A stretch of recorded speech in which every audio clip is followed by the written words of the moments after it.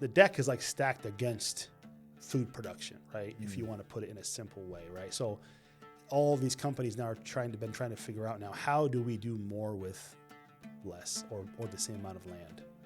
Occasionally there's still people spraying with airplanes. You'll see them like come down, swoop down, and yeah, not too often. They come by our house a lot. Like sounds like you're like in like a London, like a air raid, you hear like this over your house.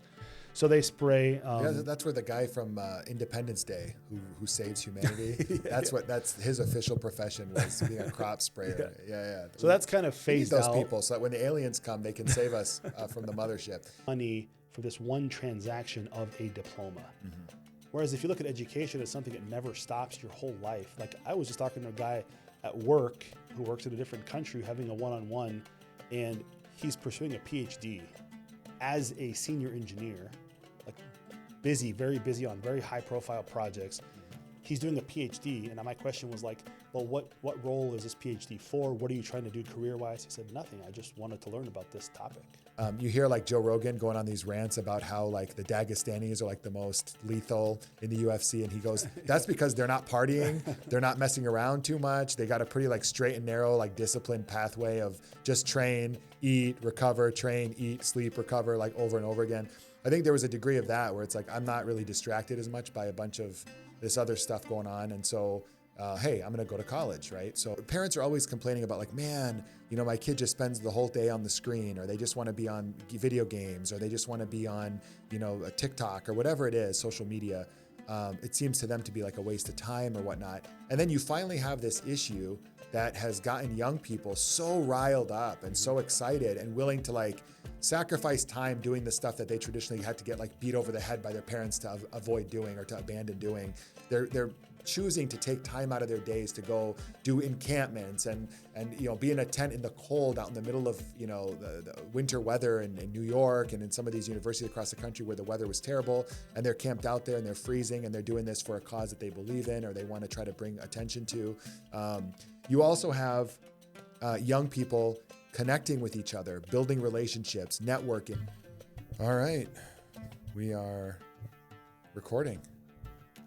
Assalamu alaikum. Alaikum salam. How's it going? Good. How are you? Good to have you here finally. Thank you. So for those who are listening, this is my brother. His name is Mansour Manci. Obviously, we grew up together in Iowa, and he is a engineer for a company I will not name for obvious privacy and conflict of interest reasons. But I think he has a lot of perspective on the current state of STEM and engineering education, as well as career trajectory. He also has a really unique perspective about a bunch of different things, having grown up in the Midwest, being a practicing Muslim, raising a Muslim family in America, as well as having a connection to Chicago through me living here for 7 years or more now, and visiting and also having a lot of friends and family and tie-ins to the community here. So I invited him on and wanted him to just have a conversation with me about kind of start off in engineering and kind of his background, but then conversation can take us in a bunch of different directions if it chooses to. So so what do you think overall? This is your first time in the podcast studio since I finished kind of some of the decorative finishing touches. What are your vibes you're getting? What do you think? First off, congratulations. It's pretty awesome how fast you got this place all together. Thank you. I appreciate it. The first pictures I saw, it was like half under construction, and now it's like a full-fledged podcast studio. So yeah, it's pretty cool. It's happening. I'm excited for you. I'm happy to be here. I think it's got a pretty good vibe when we have the barn quilt on the wall, which speaks to both of our Iowa past growing up here. Yeah. Just a ton of cool stuff. I know, like behind you, behind me, different things that speak to our background. Like you've got the Nirvana mixtape over there, Raiders of the Lost Ark, stuff we experienced as kids growing up here in the Midwest. So it's awesome to be here. So thanks for having me. No, absolutely. I'm really excited for us to get started. As far as the podcast studio goes, I think it's going to be a big hit, hopefully, with the community. Being able to get people on and just sit and have really good conversations around some of the hottest topics that are impacting really anyone in this area. It's not just geared towards Muslims. My hope is that we get people from all walks of life that interact with this community here in the Bridgeview, Oak Lawn, kind of HaRLeM corridor, I would call it, all the way up, 55 that goes into downtown, all the way down to Indiana. There's this interesting corridor of, just a melting pot of different people. And I fell in love with the community the minute I first set foot in this area, and I've just been intrigued by it. And so I tried to gear the overall studio design towards that. There's a little bit of like a throwback to different things like, Palestine, obviously the Middle East, but then also growing up as an American, like 80s and 90s culture, pop culture with Nirvana and the grunge scene. And then Indiana Jones was like those early references to the Middle East and Muslims that Muslims kind of cringed at back then. But then now we're like, you know what? Those were such simpler times. Like it was so great to even have some kind of a reference to Muslims or Arabs, even though some of them were negative. Indiana Jones generally wasn't overly negative, but it gave a spotlight into that region of the world for your average mainstream person. So things like that I thought were kind of just cool to introduce, as well as some of my favorite books that I've read either through college or post-college that I think are fascinating, that could be interesting, icebreakers, discussion points, depending on who you have on. So, yeah. I think the perspective too, I mean, yourself especially hosting the podcast, but in general, like our background, when I introduce myself at work, I always have my About Me slide, right? And I always get a couple laughs because when I talk about my background, I would say I grew up in Iowa. I'm half Polish, French, Canadian, and half Palestinian, just your typical Iowa mix, and it usually gets laughs in whatever room I'm in. But like that perspective, I think, since you've been in Chicago here too, now seeing like a much bigger Arab community population, Muslim population, but that perspective of, growing up in a small town in Iowa, being a minority, one of the few minorities in that school and that system, and from that specific background, and in light of everything that's going on now in the country the past 10 whatever years, politically, religiously, whatever movements, having such a unique perspective of like growing up in a small town in Iowa, like a salt of the earth small town, but having a very diverse background experience. And we'll get into some of that of just, university and mixing with other cultures, but all in this melting pot of what's typically thought over as like flyover land where everyone's the same, it's homogenous, but bringing all that to the table and having a perspective on all these things going on today. So I think it gives us a huge advantage. Like one of the things when I talk to friends, whether at work, in my network, about just being a minority in general. So one of the things I always think about a lot is, you have on this one side where you feel like you don't belong to one side or the other too heavily, right? And I think a lot of minorities have had this experience where I've talked to a lot of like African Americans, as in like African who are first generation Americans here, like in my network, or Hispanic Americans, when they go back home, right, they're too American where they don't fit in there, but then when they're here, they feel like they're kind of thought of as a foreigner. So you don't really have a home that you identify with heavily. That's the downside. But to me, the upside is always like you have a very unique perspective now where you're not necessarily, most people in our case are not as tribal. You're not as dug into one way of thinking. We're much more like, I'm looking at everything as an outsider, and I'm kind of skeptical about everyone's stances on things. I'm also a little bit more unbiased, at least it feels like, where, okay, I can see that side's perspective. Like I can see the, whatever you would call the typical cookie cutter white American perspective on this issue. I can see and you're kind of now like more of not a mediator, but like you're in the middle, you're on the fence a lot more. So it gives you a good perspective. And I think even growing up in Iowa adds to that layer of like, we didn't grow up as American Arabs or American Muslims in Los Angeles, or even in this neighborhood in Chicago, where you're kind of in a bubble of your own. You grew up like in Chinatown as a Chinese first generation, or you grew up in Koreatown.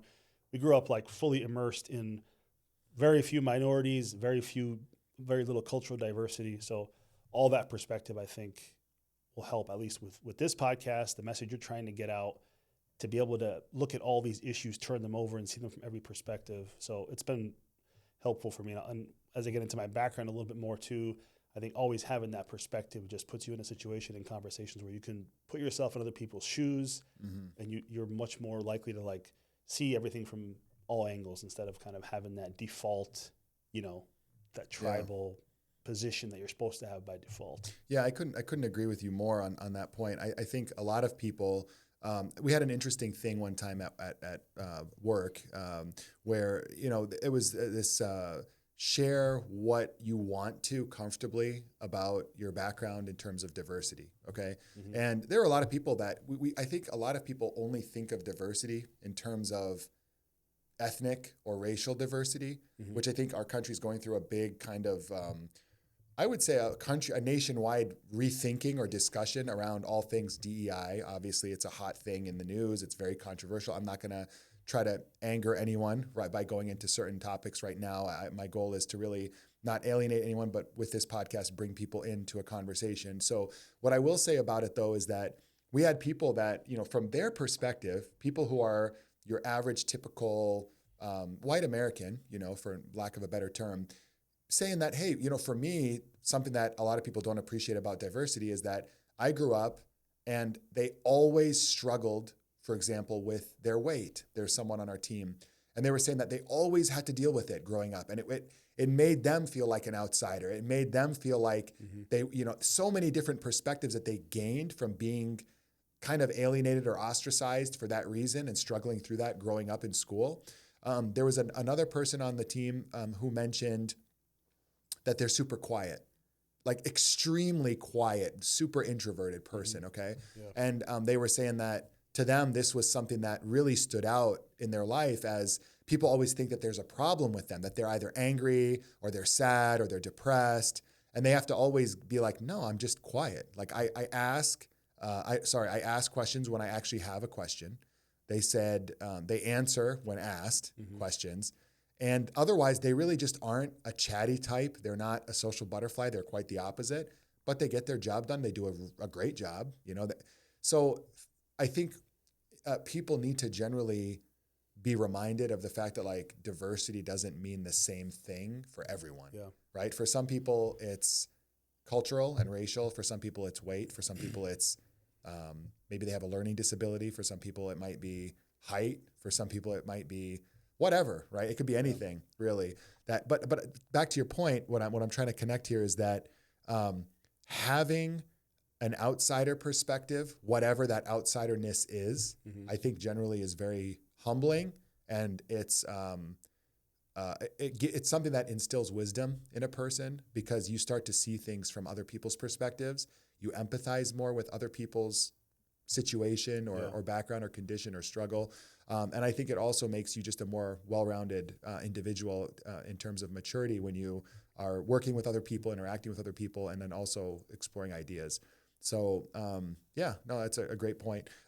So I do want to dive in with you to start off, maybe just your general background in terms of education, maybe even before that, whatever you think kind of led to you wanting to be an engineer. Mm-hmm. And we're going to go into a bunch of different rabbit holes, I'm sure, as we go along, but maybe just give us a background in general on like what made you want to go into engineering, what made you gravitate towards it, and the path to becoming like a professional engineer. Sure. So I would say maybe the farthest back I have to go is like third grade-ish, I want to say. So when I was in third grade, I remember I was doing really well the first half of third grade, and basically our parents went to the principal, went to the school, and said, hey, this isn't challenging enough for him. We need to have either more challenge, something more rigorous. And I was given two options, basically. One was go through, I don't know if every school has this, but in Iowa and Nevada, we had a talented and gifted program. So one option was, hey, you can go into this talented and gifted program. It'll be a little more challenging. I think that was like maybe, 3-4 days a week. You spend like a half hour, 45 minutes or something in this other room with a different teacher with some more challenging subjects and things to develop you and challenge you more, or to bump up to the next grade, right? And I ended up deciding with my parents and stuff, we talked about it, bumping up to fourth grade. So I think two things that kind of did for me. So number one, I think in fourth grade is where I really developed a love for math. And I'll touch on that a little bit more. But I think the second thing it did, now that I think back on this stuff a lot more, that outsider perspective we were talking about, just being a minority in a small town in Iowa, got magnified even more. So like I hit the reset button in fourth grade. In fourth grade now, whatever social structure that I had built up to that point and the friend network that I had.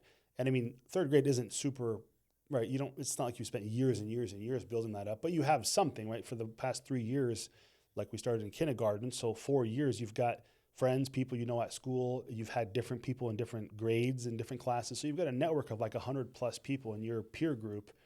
That all got reset. So now I entered fourth grade again with like a brand new outsider thing. I don't know anybody in fourth grade. I'm the youngest person in the grade.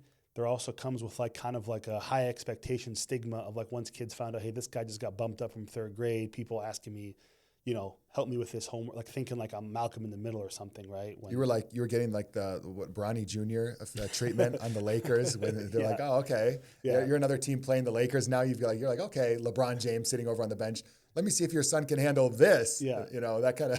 So I don't know how common that was back then, but I mean, people found it very odd. They're like, man, how did he, so it's not me. It's really not me trying to brag. I'm just saying it's like hit the refresh button again. So now I've kind of like reset to like being an outsider again in fourth grade. The other thing that I mentioned was the math part. So tying back to kind of how I got into engineering, I would say, and this is probably a personality thing and it ties to a lot of different things, but like math always to me was my favorite subject. And I think if I think about that now as an adult, my personality and what I liked about engineering when I ended up getting into engineering is I always liked the objectivity of math. A math problem has a right or wrong answer. It doesn't have a subjective answer, right? I was never, from the earliest grade, I don't remember exactly what grade we started having art class. I mean, I attended music class in elementary school, art class, and I would hear the music teacher say things about like, this song is beautiful, or this melody is this, or what pitch are we singing at, or an art class, this is a good sculpture. We spent a lot of time in elementary school going to like, I remember we went to the Iowa State, like Stevens Auditorium. There was a bunch of stuff with, I think artists named like Grant Hill. There's a couple like Iowa native artists too that had stuff on display. The art stuff, the subjective stuff didn't really make sense to me at a young age. It's like, I don't know. How do I tell if this painting is good or bad? It's subjective. Right, yeah. Math to me was always, 9 times 9 is 81. There's an infinite number of answers you can give to 9 times 9. And only one of them is the right answer, unless you want to get it down to some theoretical level math where you've got different stuff going on. But in general, it's right or wrong, right? My teacher is not grading my math exam based on their opinion of how good I did, right? So that objectivity stuck out to me at a young age. And I think that kind of carried through. Math and science was kind of my strong point from fourth grade. Then I got into middle school, fifth grade through eighth grade in Nevada was middle school. Math, that was still my strong thing. I think when I got into high school, somehow the communication skills started to get a little bit better. I started to enjoy like English class more. I started to get good feedback from teachers about my communication in terms of research papers, written stuff, written communication. And that's kind of where the communication started to come in high school. But math from a young age, I identified that was really a strong point, and it just gave me a lot of comfort knowing there was a right or wrong answer. It was not subjective. So from there, I ended up also graduating high school as a junior with the senior class. I don't remember exactly at what point I realized it, but talking to the guidance counselor, he was like, hey, by the way, you've got enough credits to graduate this year, like at the beginning of my junior year. So I went back again, talked to my parents. At that point, I was already taking a couple college level classes. I was still advanced for my age and my place in high school. And I was kind of, since the fourth grade switch, I still kind of had that outsider feel. So I didn't really have that pull of like, oh, I want to walk with my graduating class. I want to go to graduate. It was I kind of always felt like an outsider a little bit. So to me, it was like, I'll just graduate early. I'll start college early. I don't need to stick around for the graduation ceremony. I don't have this strong connection with this class that most people probably had. So I finished high school. And then the ironic thing about all this, I graduated high school at 16. And then it took me 7 calendar years to finish a bachelor's degree. So, that's life gets messy and things get in the way there. But do you mind if I pause for a second? There are a couple points I want to follow-up questions that I'm dying to ask you. So one is, can we talk a little bit about, and then I'll get to the other one. And for those listening, I'm taking notes and I'm trying to also verify that all of our recording and everything is going well, because this is still kind of new to us as far as a setup. So if you see me looking off to the side, I'm trying to talk to our producer, my son, and say, hey, how's everything looking? So you talked about natural ability, right? So you had a natural inclination towards math and a natural knack for being able to do math and get good grades in math. Can you talk about how that influences a career path in school versus like something that you hear about nowadays is, oh, the traditional career path is dead. It doesn't, it's not as lucrative as it once was. You end up going to, some of these, you go to college and then you end up getting a bunch of debt. And we can talk maybe about that a little bit more in depth as we get to like more the college journey and post-college. But I think that it's important to highlight that if your son or daughter has a natural ability at an early age for something, a lot of times that will dictate kind of the path that's maybe optimal for them or the opportunities that are ahead of them. And there's nothing wrong with that. Sure. And I think nowadays people are kind of questioning everything again. And like, should my kid go to, engineering school, or should they be a math whiz who then goes and starts a business and becomes an entrepreneur or gets online and creates content, or, all these other side hustle-y kind of things that are out there. Can you talk a little bit about the importance of identifying maybe what's something that a child has a knack for, but then also from there guiding and feeding that in a positive direction in your perspective? I think it's an interesting question, because I think back on this a lot too as an adult now. And obviously, I didn't get into this yet, but I have 3 kids myself. I have 3 boys, a 10-year-old, an 8-year-old, and a 5-year-old. And I think about this a lot too, and it even ties back into with our discussion about, growing up in America as a minority. And I know a lot of minorities are in the same position where if you're children of people who immigrated to this country, the main focus of people immigrating to this country is finding a better life. And typically that comes with them working long hours and working, multiple jobs, or at the very least long hours to provide for their family here. They might not necessarily have the knowledge or the bandwidth to be able to provide as much oversight and guidance and channeling their kids' natural talents into things, right? You think of, like, you mentioned Bronny James, right? LeBron James understands the value and the importance of finding out what his kids are good at and then hyper focusing on that and making them successful. Doubling down and hyper investing. Yeah. So that's one element of it for us, I think. And, I never want to really say anything to take away anything from my parents or my dad specifically. Everyone does the best thing they think they're doing for their kids at the time, right? Across the board. So that's not to put immigrant parents in a dark light in any way, right? They did a huge thing coming to a different country at a young age, trying 100%. to carve out a new life. Absolutely. That takes bravery, it takes guts, it takes sacrifice, charisma, it takes dedication. So nothing to take away from there, but you just don't know what you don't know, right? And you're busy trying to put food on the table, so you don't focus on those things. But I do think also we tend to, it's very intuitive to try to always fix your weak points. And I've faced this too, like in my professional career as a manager in the professional world. And there's often maybe a little too much focus on shoring up your weak points. Sure, you want to shore up your weak points, but don't forget, like, your strong points. The best return on investment is to strengthen your strengths. You're already, if LeBron James went to go and play golf, he might be a really good golf player, but like his physical build, or Michael Phelps, right? Michael Phelps probably could have been a good anything just because of his dedication and discipline, but his body was like 3D printed to be a swimmer. So if he would have said, well, I'm going to go become a basketball player, he could have probably been decent, but he's picking he managed to line up with what his natural abilities were. And like, the more you can do that in life, the more you can push your kids into that, is try to shore up your weaknesses, but don't forget to double down. Like, your strengths, use those and drive them and develop them and push them. And it took me a little while too, like out of college, to really think about that. And like, because you're when your strengths are like on par with other people's or above average, maybe you think, okay, well, that's good enough. Now, how do I get the lower stuff up to that level? Whereas you should be kind of doing both at the same time.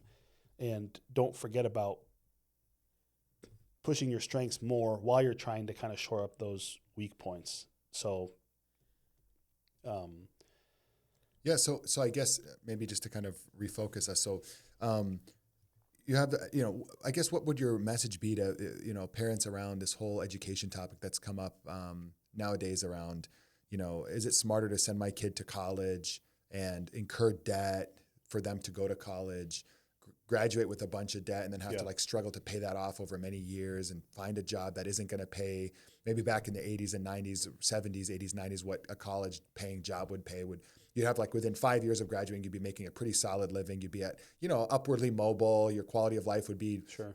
definitely noticeably better than other people that didn't go to college and get the technical degree or whatever, versus now where people feel like, the debt and the cost of living and inflation and everything else just makes it not worth it, where we've got, young people living with their parents till they're 26, 27, 28, kind of floundering a little bit because, and the young people, to defend and kind of play devil's advocate, right? Parents are like, oh, these young people, they don't work hard, they don't have the drive, they don't have X, Y, or Z. Whereas I hear a lot of stories from young people that are in my circles and people I've interacted with where they're like, man, the cost of living is so much different than it was back, when you were going through college, mom, dad. The economy is just, different. The housing market's different. The international competition is different from kids from all over the world coming here to, do graduate school and whatever else. I guess, what would you say around this? Your kid has a natural ability for math or reading and writing, or really is school oriented, right?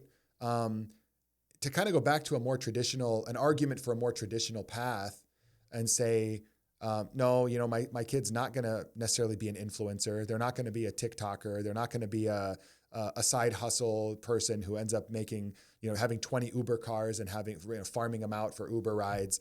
They really are going to, get a solid degree. They might even get a master's degree.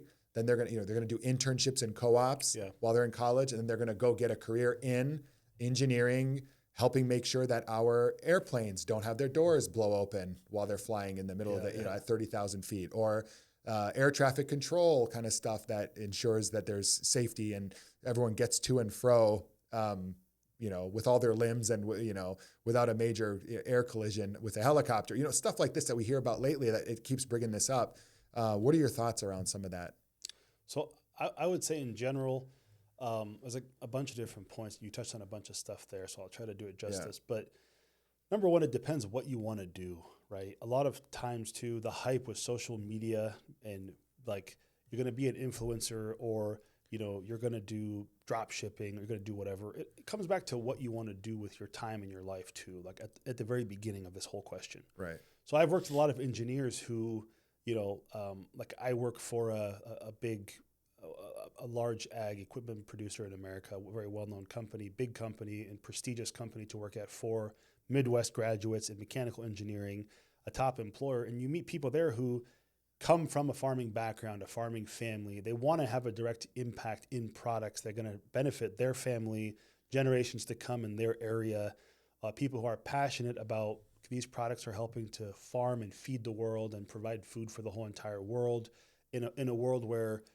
everyone knows the population is growing and the farmable land is decreasing, right? So there's people who want to solve that challenge, right? So not everybody's main driver is getting rich quick. So I would say in general, it's what do you want to do? And if the answer to that question is, well, hey, I want to invent new products, right? Engineering at its core is like, we want to make new products and invent new technology that does something useful for people.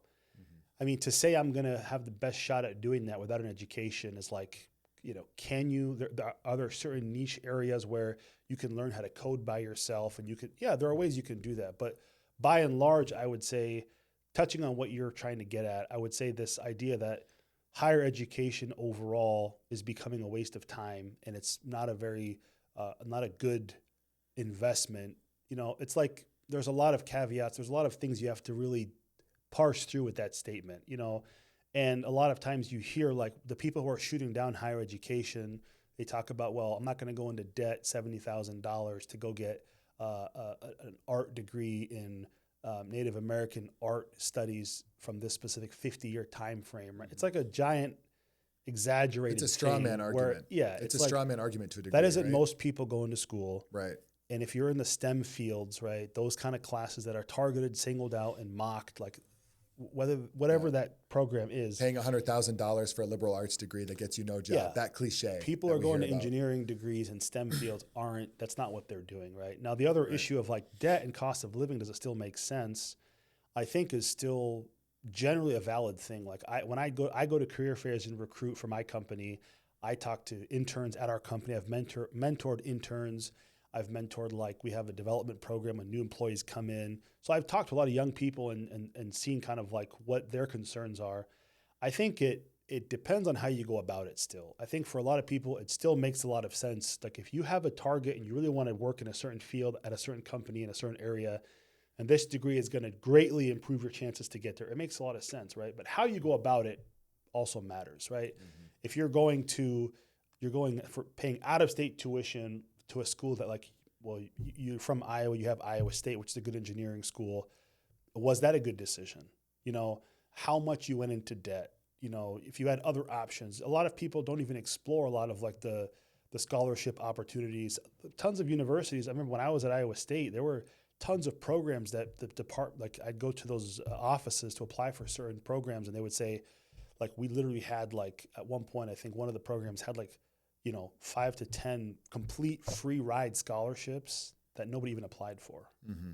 So I think exploring all the possibilities and options, what's out there. So yeah, if you just go to like an out-of-state school because you think it's a prestigious school, pay full out-of-state tuition, you didn't study try art history. Hard. Yeah, you study a degree that has a history. low probability of return on investment, making a good income. Yeah, but I think for most people, it still makes sense. Yeah, because the hype of what you can do with all these,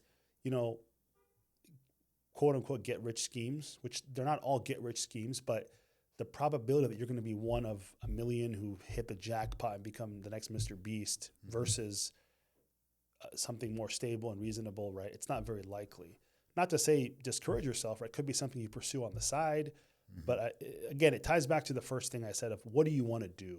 If you want to have an impact and you want to invent new products and you want to work on new technology, it's obviously very useful to have that knowledge and have some formal training and some understanding of how that stuff works and be able to hit the ground running when you get hired. If you owned a company yourself, I always tell people when I'm recruiting, put yourself in that employer's shoes, right? It's easy to say, well, this degree is just a dumb piece of paper. All it says is that I went to class and I did, I was a good student and did whatever they told me.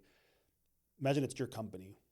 What's the incentive you have if everybody in this pool went through that rigorous program, these people didn't? Why would you have reason to believe you're rolling the dice anytime you hire anybody? Why would you roll your dice on this group over this group unless you had some crazy outlier who, like there's like some kid who invented, you hear Bill built Gates a fusion reactor in his garage. Bill Gates dropped out of college. You hear this argument a lot, right, in the media and the outliers. Popular culture. Bill Gates dropped out of college, or someone was tapped on the shoulder while at Stanford computer science school.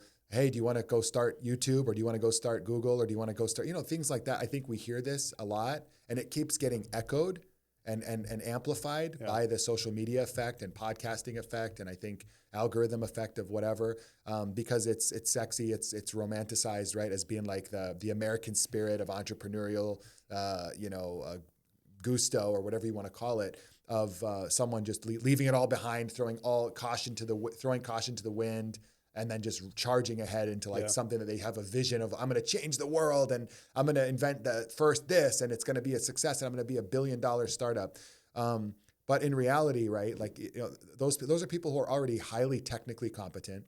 Even if they didn't finish their degree at Harvard or Stanford, they're already on the path to where they'd be nerding out on their computer, doing stuff that's super high level compared to anyone else, right? Mark Zuckerberg, same thing. He had very strong technical skills from what I've understood outside of anything formal training, right? And so I think, two things that college provides, right? One is, you hit on one of them and I'll hit on the other quickly. Technical training, right? To be able to learn some of the skills. Not that you have to. Nowadays, education is changing where you can do learning self-taught online. But I think the other piece that magnifies the value of that is rigor and discipline. And so going from a high school environment where you lived with mom and dad wake you up, mom and dad, hit you with a stick over the head if you're too late, or if you don't study for your homework, and they check your exam and they see that you got a lower score than they want and all that, versus I'm now living on my own. For most people's college experience, I'm living on my own for the first time. I have to manage getting to bed on time so I can wake up for my 8 a.m. class so I don't skip class. I have to study keep all my homework in line so I can get ready for the midterm or the final. I've got to juggle all of my course load of 12, 15 credit hours or more for some people. I've got to manage feeding myself when I'm off of school, cleaning my, bedroom, doing my laundry, paying my, maybe making sure I pay my parking ticket, my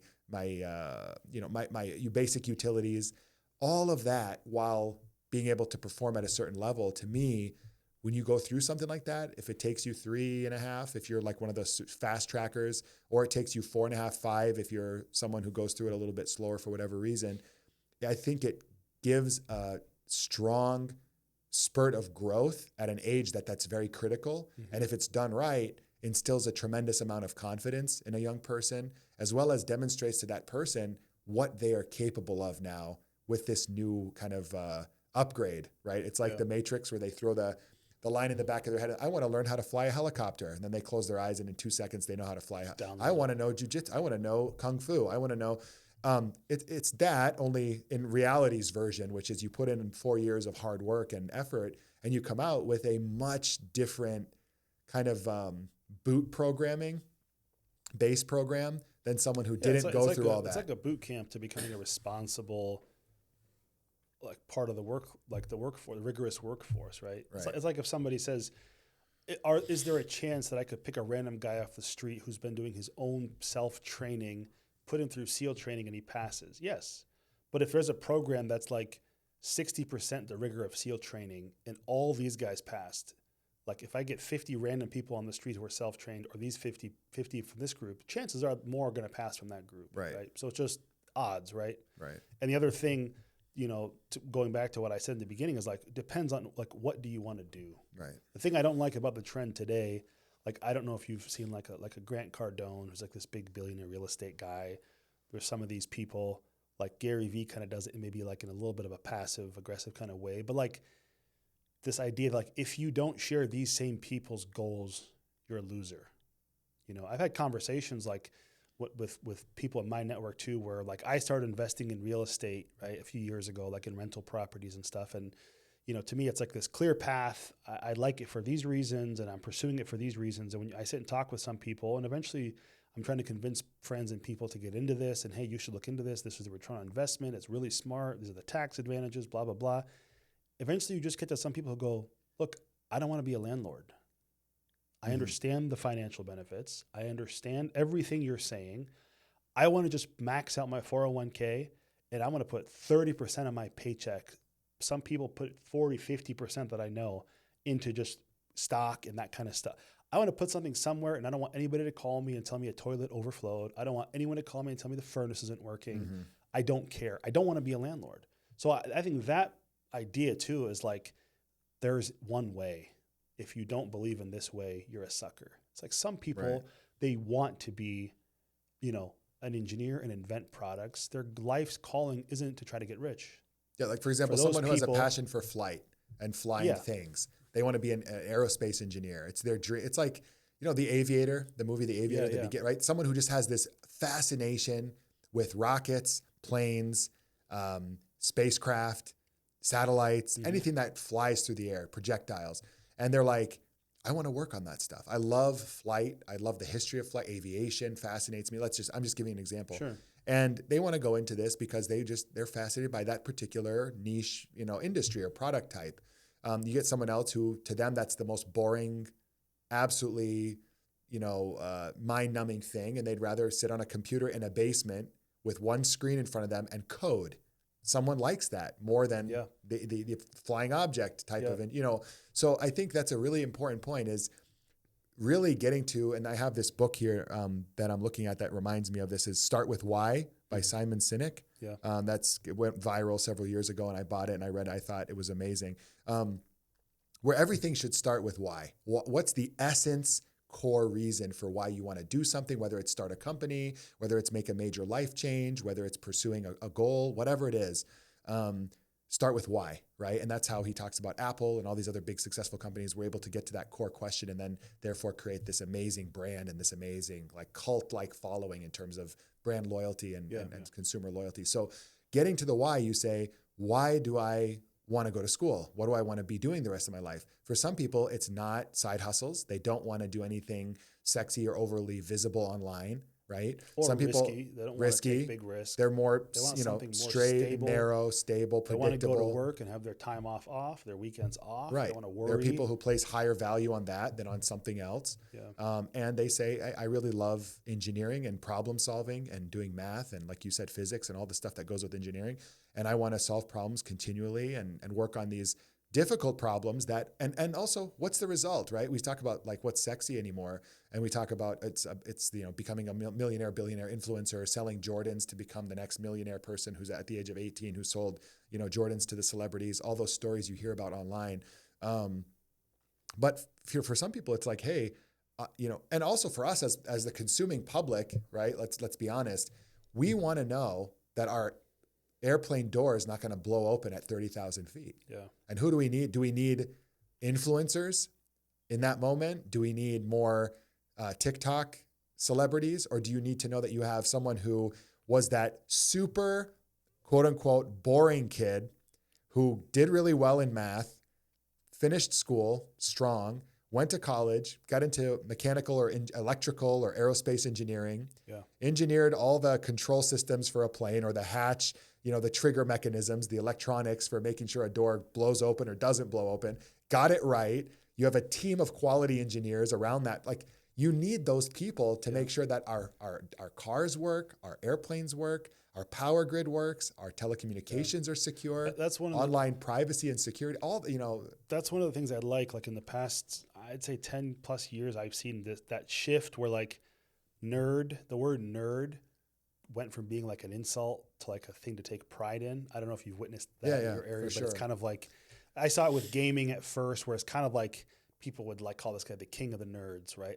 As a compliment, like he's like the most, you know, badass gamer. He's killing at this game, at this competition. Yeah. Nerd became like a cool thing, not like an insult. Wasn't that from Pineapple Express? That movie, remember? Wasn't there the bad kid who was like dealing weed at school?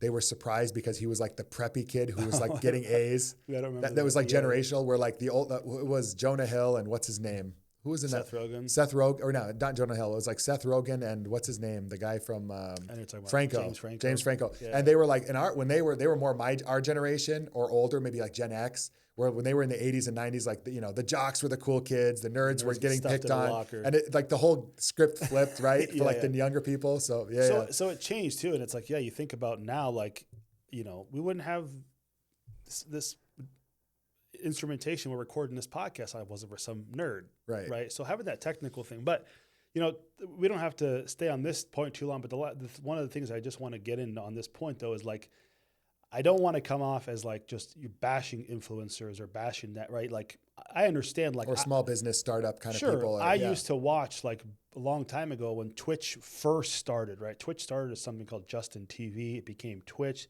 Very early days of Twitch. I played StarCraft 2, an RTS strategy game. I used to watch sometime, like, if I'm just doing something kind of nonchalantly, I'd have it open on a second window, like background noise, right? Like you might have the Prices Right on a Saturday, like some housewife in the kitchen, she's got the Prices Right on. Soap operas. Something. Yeah. You know, I understand there's entertainment value, right? So I don't want to, you know, we don't want to swing the pendulum so far over where YouTubers, influencers, it's always a negative, like a bad thing. For sure, no. 100%. Everybody who gets out of the office doing all this hard coding and stuff wants to go to a comedy show and see like a Bill Burr or a comedian. You want to unwind and take the cork off. So you need all these people in society. I just, what I'm trying to comment on is, I don't like how it's becoming like, you know, this picture that all of university is obsolete. All of higher education is a scam. Mm-hmm. You don't need a degree. Just go out there and do it. Yeah. Get it done. Be a self-made man. Mm-hmm. You can easily just become a billionaire by drop shipping stuff from China in 1 month. Like, there is definitely still a place and fields. You need education. You need the specialty. You need the expertise. Like you said, safety critical things that we all depend on, new technology. There's rigor there. There is discipline. There's depth of knowledge, building of expertise. Yeah. That isn't going away. And I designing just an MRI machine when you need to know if you got a tumor or not. Yeah, I want my heart surgeon knowing what he's doing, right? So I just don't like the trend of like trying to broad sweep all of higher education as if it's, you know, second century Chinese art studies. They always paint it like it's that, you know, it's a waste of, you know, it's by and large, that's not the case. And I think it's just, It's a way too one-dimensional way of looking at everything, and there's still a big place for it. And I don't think people going into those fields shouldn't feel shamed and shouldn't feel like I'm settling or, I'm just taking the safe, easy route and I'm just going to be relegated to this, this job. It's like, it's fine. It's okay. There's other ways to have impact and people get their satisfaction in different ways. Not everybody has to be on the same path. If you want to be a YouTuber, that's great. But somebody else wants to be an engineer. Somebody else wants to be a coder. Somebody else wants to be a farmer. Yeah. Whatever. Yeah. Society needs everything, not one track for everybody. Yeah. So we're kind of to end our soapbox that we've been on around the value of traditional education pathways and the benefits that they bring. I will cap off with one thing, which is something that we all can't deny, right? Which is that when you look at some of we're right now we're podcasting, right? It's ironic because we talk about influencers and this and that. Some of the most big name podcasters actually have some of the most solid bona fides in terms of education credentials. Absolutely. Yeah. So we got the Huberman Lab, professor, PhD, Stanford University. No slouch in terms of education. Now I'm not trying to advocate to say I love this person. I'm not promoting any one of these people. I'm just naming names of who's out there. Jordan Peterson, PhD, professor, as traditional, boring, unsexy path as it gets. Look at the influence and reach. Look at Sam Harris in terms of reach on his podcast. Look at Lex Friedman podcast.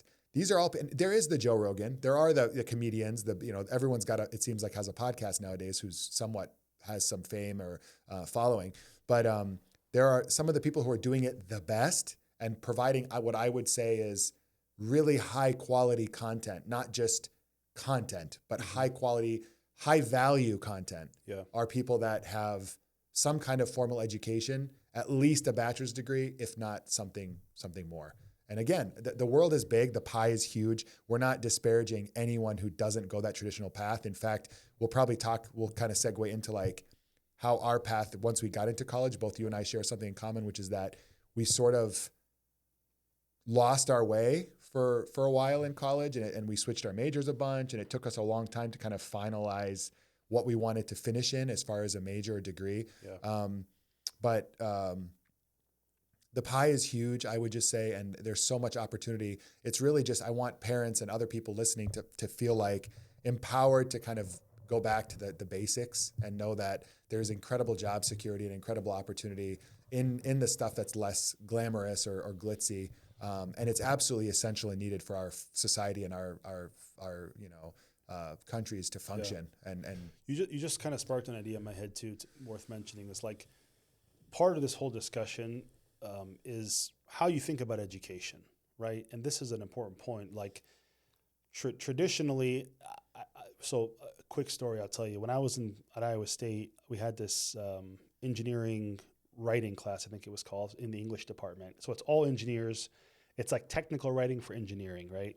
So you're dealing with all engineering students, but the professor or the lecturer is an English major in the English department, right? And he kind of came right out the gate, you could tell he's like, I don't like the whole style of the engineering school and how it's kind of like selling the idea to kids that they're paying money for a piece of paper to get a job at a company, right? He was more of a traditional, this is your education, college first started where it was the arts were just as important as math. You're going to you go from a Renaissance. You go from little town to London to enlighten and broaden your horizons, and it's almost like a Renaissance man. Yeah, an educational awakening for that person. Yeah. So he went over the rubric. He was like, look, if you miss class, one absence, unexcused absence, it's a warning. Your second one, you drop a full letter grade. Your third one, you fail the class. So if you miss 3 classes the whole semester, you fail. And me being the engineer of all the engineers in the class, I raised my hand. I'm like, hey, question. I said, I'm not trying to be a smart aleck at all.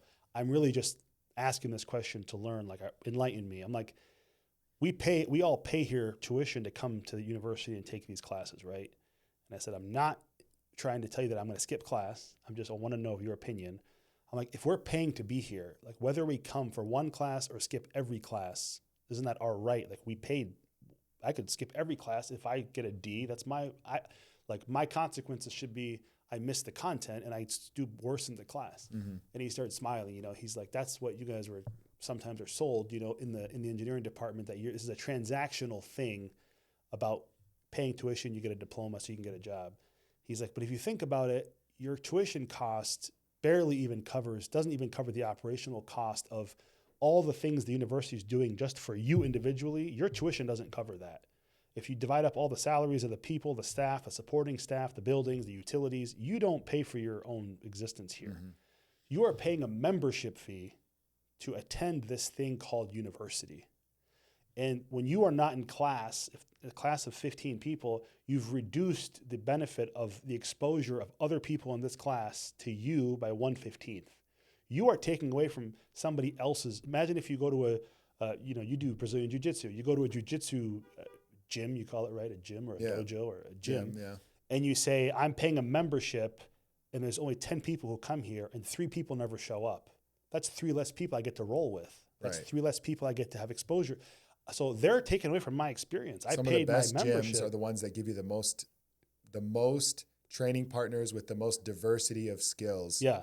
On a regular basis. Yeah. So if you look at the education system, you pay this membership fee to go to university.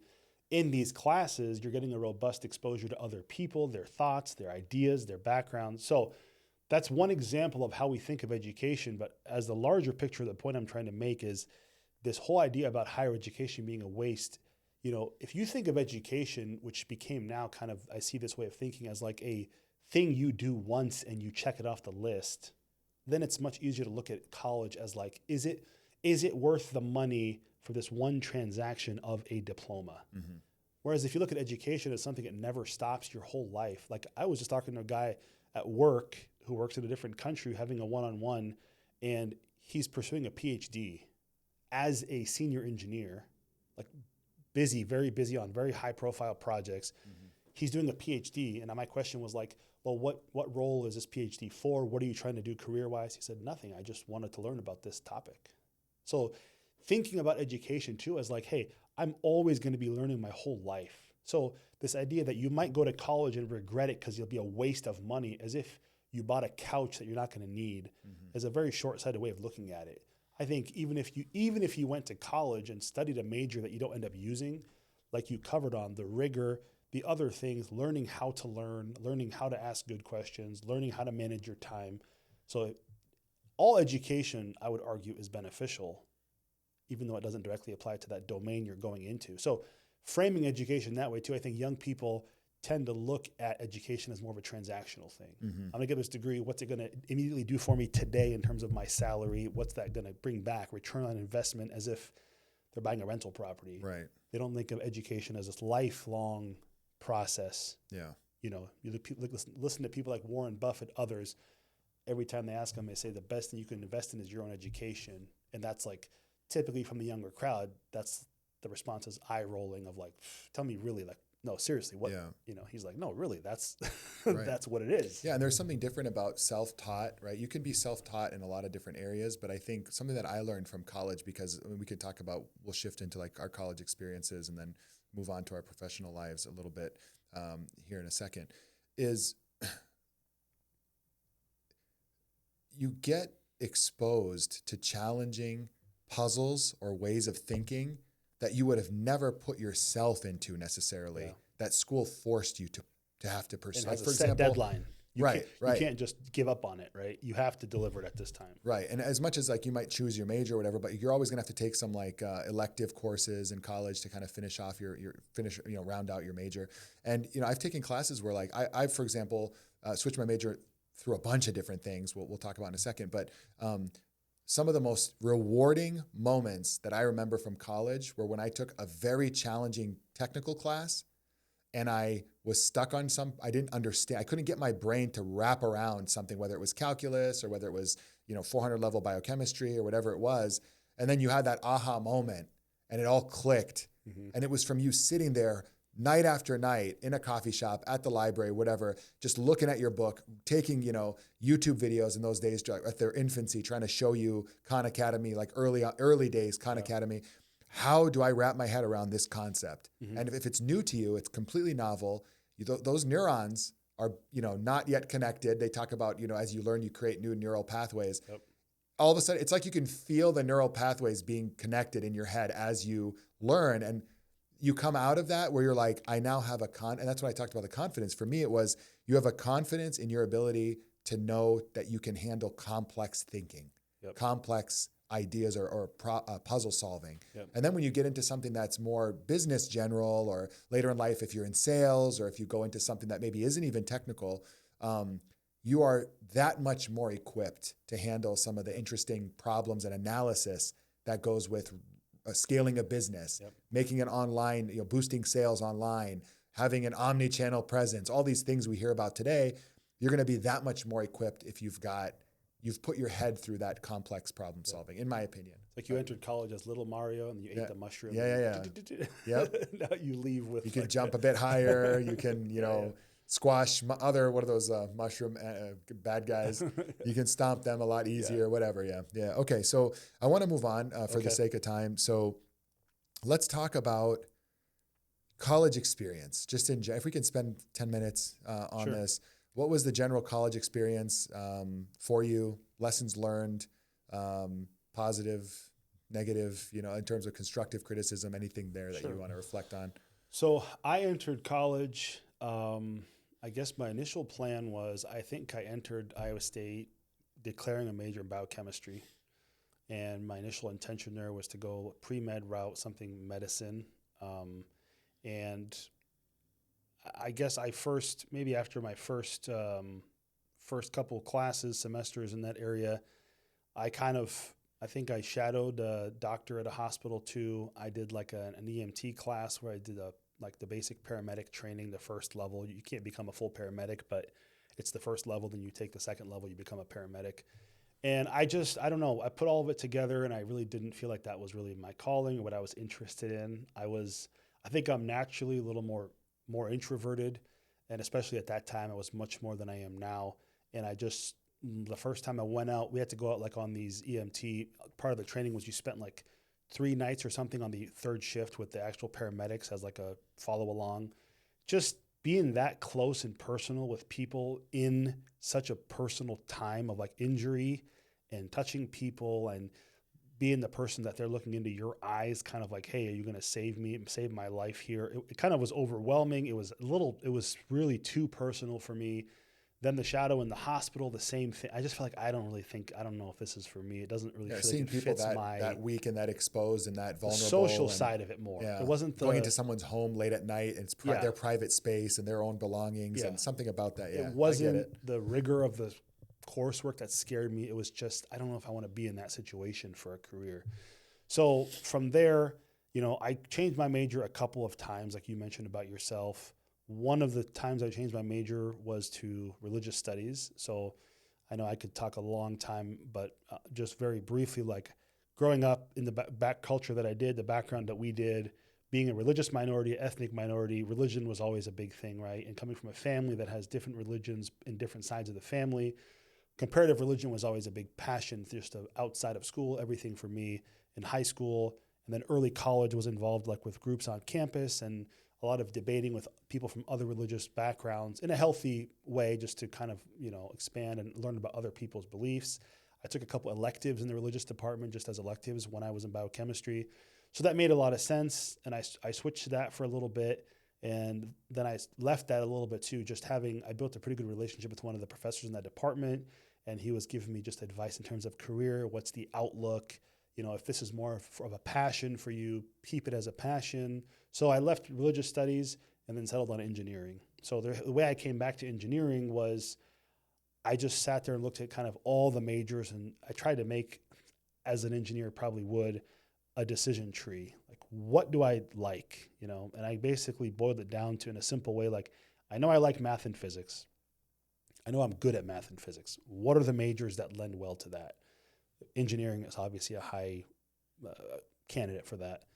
Within engineering, I explored like computer engineering because I have a gaming background since I was a kid. I was very into video games, RTS strategy games. So I knew a lot about computers, technology, stuff like that. I was into computers. I looked at computer engineering. I looked at aerospace engineering and mechanical engineering. Computer engineering, at the time, I took one programming class I guess to touch on kind of a retrospective type of question, I probably should have given that more of a chance because I actually ended up going into programming more in my professional career. I don't think I gave that enough of a fair shot before I switched off of it. And then I was kind of tossed up between aerospace and mechanical. And aerospace to me at the time was just, it felt like mechanical was just aerospace, but more broad. So I know aerospace, like I think if you're very specific, you want to get into whether it's defense companies or you want to get into like Boeing, commercial, it's very niche. And I just felt like I don't know what I want to do as a job yet. So I'd rather be with something much more broad, like mechanical, where I can work at any company, where aerospace maybe is a little more narrow. Mm-hmm. And, you know, that kind of summarizes too, that experience in college, not knowing what I want, I guess was kind of a little bit strange for me, it felt like, because I didn't have an end target. I picked my major. I ended up where I am today, mostly from asking, like, what do I like working on? What am I good at? I never really had like this is my dream role or this is what I want to be. And I knew kids like that from high school, college, even professionally, where it's like, hey, I knew at 5 years old when I got my first Tonka truck, I wanted to work for Caterpillar and build dump trucks. Mm-hmm. And I've never changed my mind since I was 6. And now I work at Caterpillar building dump trucks. I don't work at Caterpillar, just an example. Yeah. Now I work at this company building dump trucks. I couldn't be happier. I'm going to retire building dump trucks. I hope my kids build dump trucks. You know, mm-hmm. I meet those people. I've never been like that. So for me, I never had the end target. It was always more the path that was interesting to me. So what am I working on? What am I doing today? I don't really care what the role is, what the product is as much. So that's how I kind of landed on engineering. So I guess a couple of points high level about what you said, pros and cons of my experience. What would I do different? So number one, like I said, I think I would have given more time to the programming, computer engineering path. I think in general, because like I explained my background, like I like the objectivity of math and physics, I probably didn't explore some of the soft sciences, social sciences and stuff in college, even though I took some religious studies classes, but I kind of focused on the STEM stuff pretty hard. I probably would give advice to like my kids or young people, like go explore stuff you think you don't like and make sure you don't like it or mm-hmm. find out you like it. Mm-hmm. And then another kind of con thing, or I could do different within engineering specifically, and I kind of am passionate about this now, I could see myself maybe doing a PhD going back into education someday, is teaching engineering students that the real world isn't as clear cut as you are taught, like as it feels in engineering school. So like we had like sophomore design class, junior design class, senior design class, and it was always like joint projects. Like our senior design was like, it'd be like 2 mechanical engineers, an electrical engineer, a computer engineer, an industrial engineer, all on one project. It's all of our senior project from different departments, And it was kind of like the mechanical engineers, you do the mechanical stuff, electrical, you do the electrical. And it was like, we just check in like, hey, are you on track to deliver your electrical part of the project? Good. All right, let us know when it's mm-hmm. done. And I learned from being in the real world, it's much more overlap. Yeah. And in college, you kind of get these walls and these barriers thinking, well, I'm just going to be. For the sake of going through the project. And I wish the whole thing overall was much more this understanding of like, hey, in the real world, to be a really good mechanical engineer, it helps to know if you Venn diagram with electrical, try to make that a decent sized overlap mm-hmm. with industrial, with manufacturing. It makes you much better in your area if you understand the interfaces around you much better.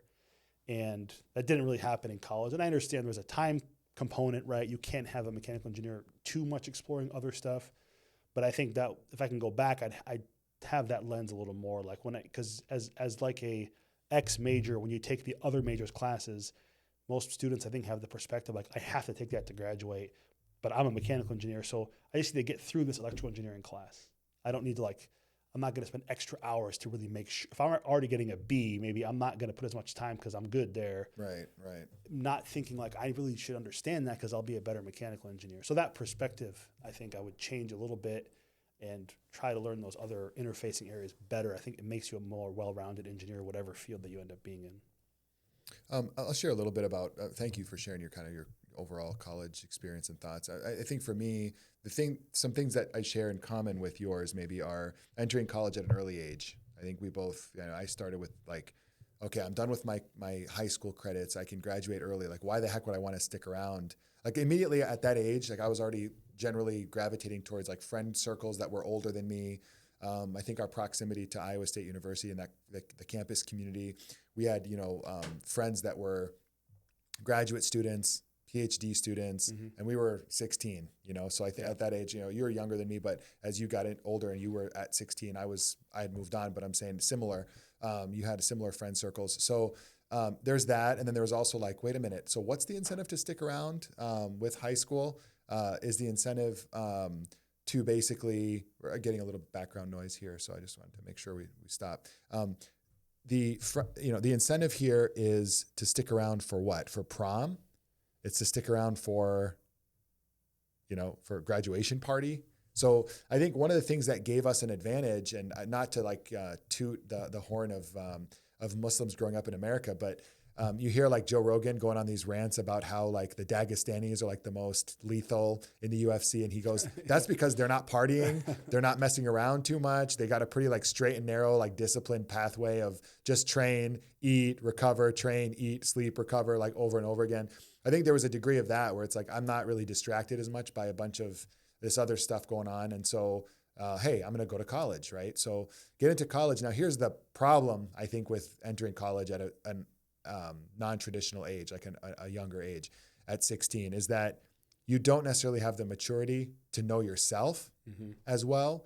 And you also don't necessarily have the maturity to be able to like pick, and because you don't know yourself, pick like a major out of, there are so many majors in college, so many areas that you could study. Yeah. And for me, that was my big struggle, was trying to settle on, settle on what it is that I want to do. It's like, what do you want to do for the rest of your life at the age of 16? Yeah. And it was just too much to be able to unpack and figure out. So I still don't know what I want to do the rest of my life. Right. And now like 38, 35, it's like, well, what do I want to do with the rest of my life? I don't know. I could see a huge pivot happening any moment here where I throw all convention out the window and go do something else.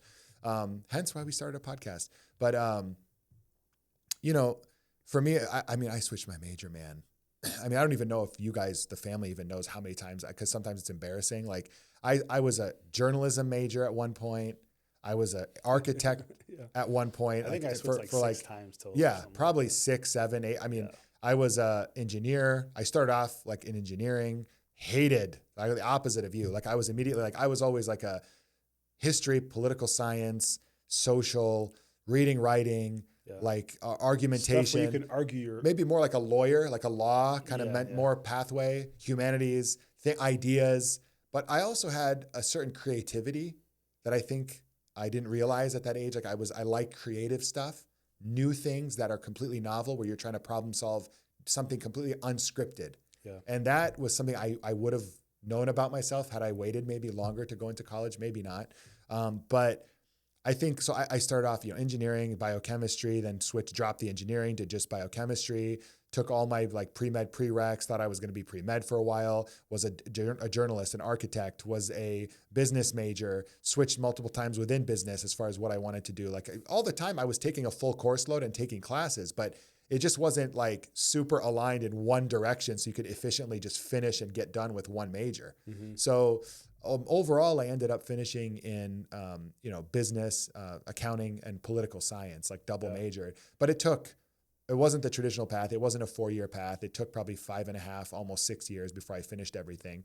Also at the very end then thought, no, I'm going to try to go to med school, took all my pre-med courses, finished them out, took the MCAT, tried to go to medical school, got in one location, but it wasn't the opportunity for me. And so I didn't end up going and matriculating into that class. And, at that time, I also was dealing with, being a new, expecting father at a somewhat young age. And so I was like, I can't take on that level of debt and risk and whatever else. So my point is, though, it was a whirlwind of confusion. And I think a lot of parents listening possibly and young people could benefit from just understanding that it's normal. You could be completely confused and not know how to navigate. And part of the problem for some people, unlike yours, I think yours is much more like, I know I like, you kind of did decision treeing and you were like, I like engineering, I like physics. Okay, well, obviously the most strong signal of what's a match for that is going to be engineering. Yeah. But for me, it was kind of like I liked a little bit of everything. It was hard to pinpoint and say, I'm just going to do this or I'm not going to do that ever.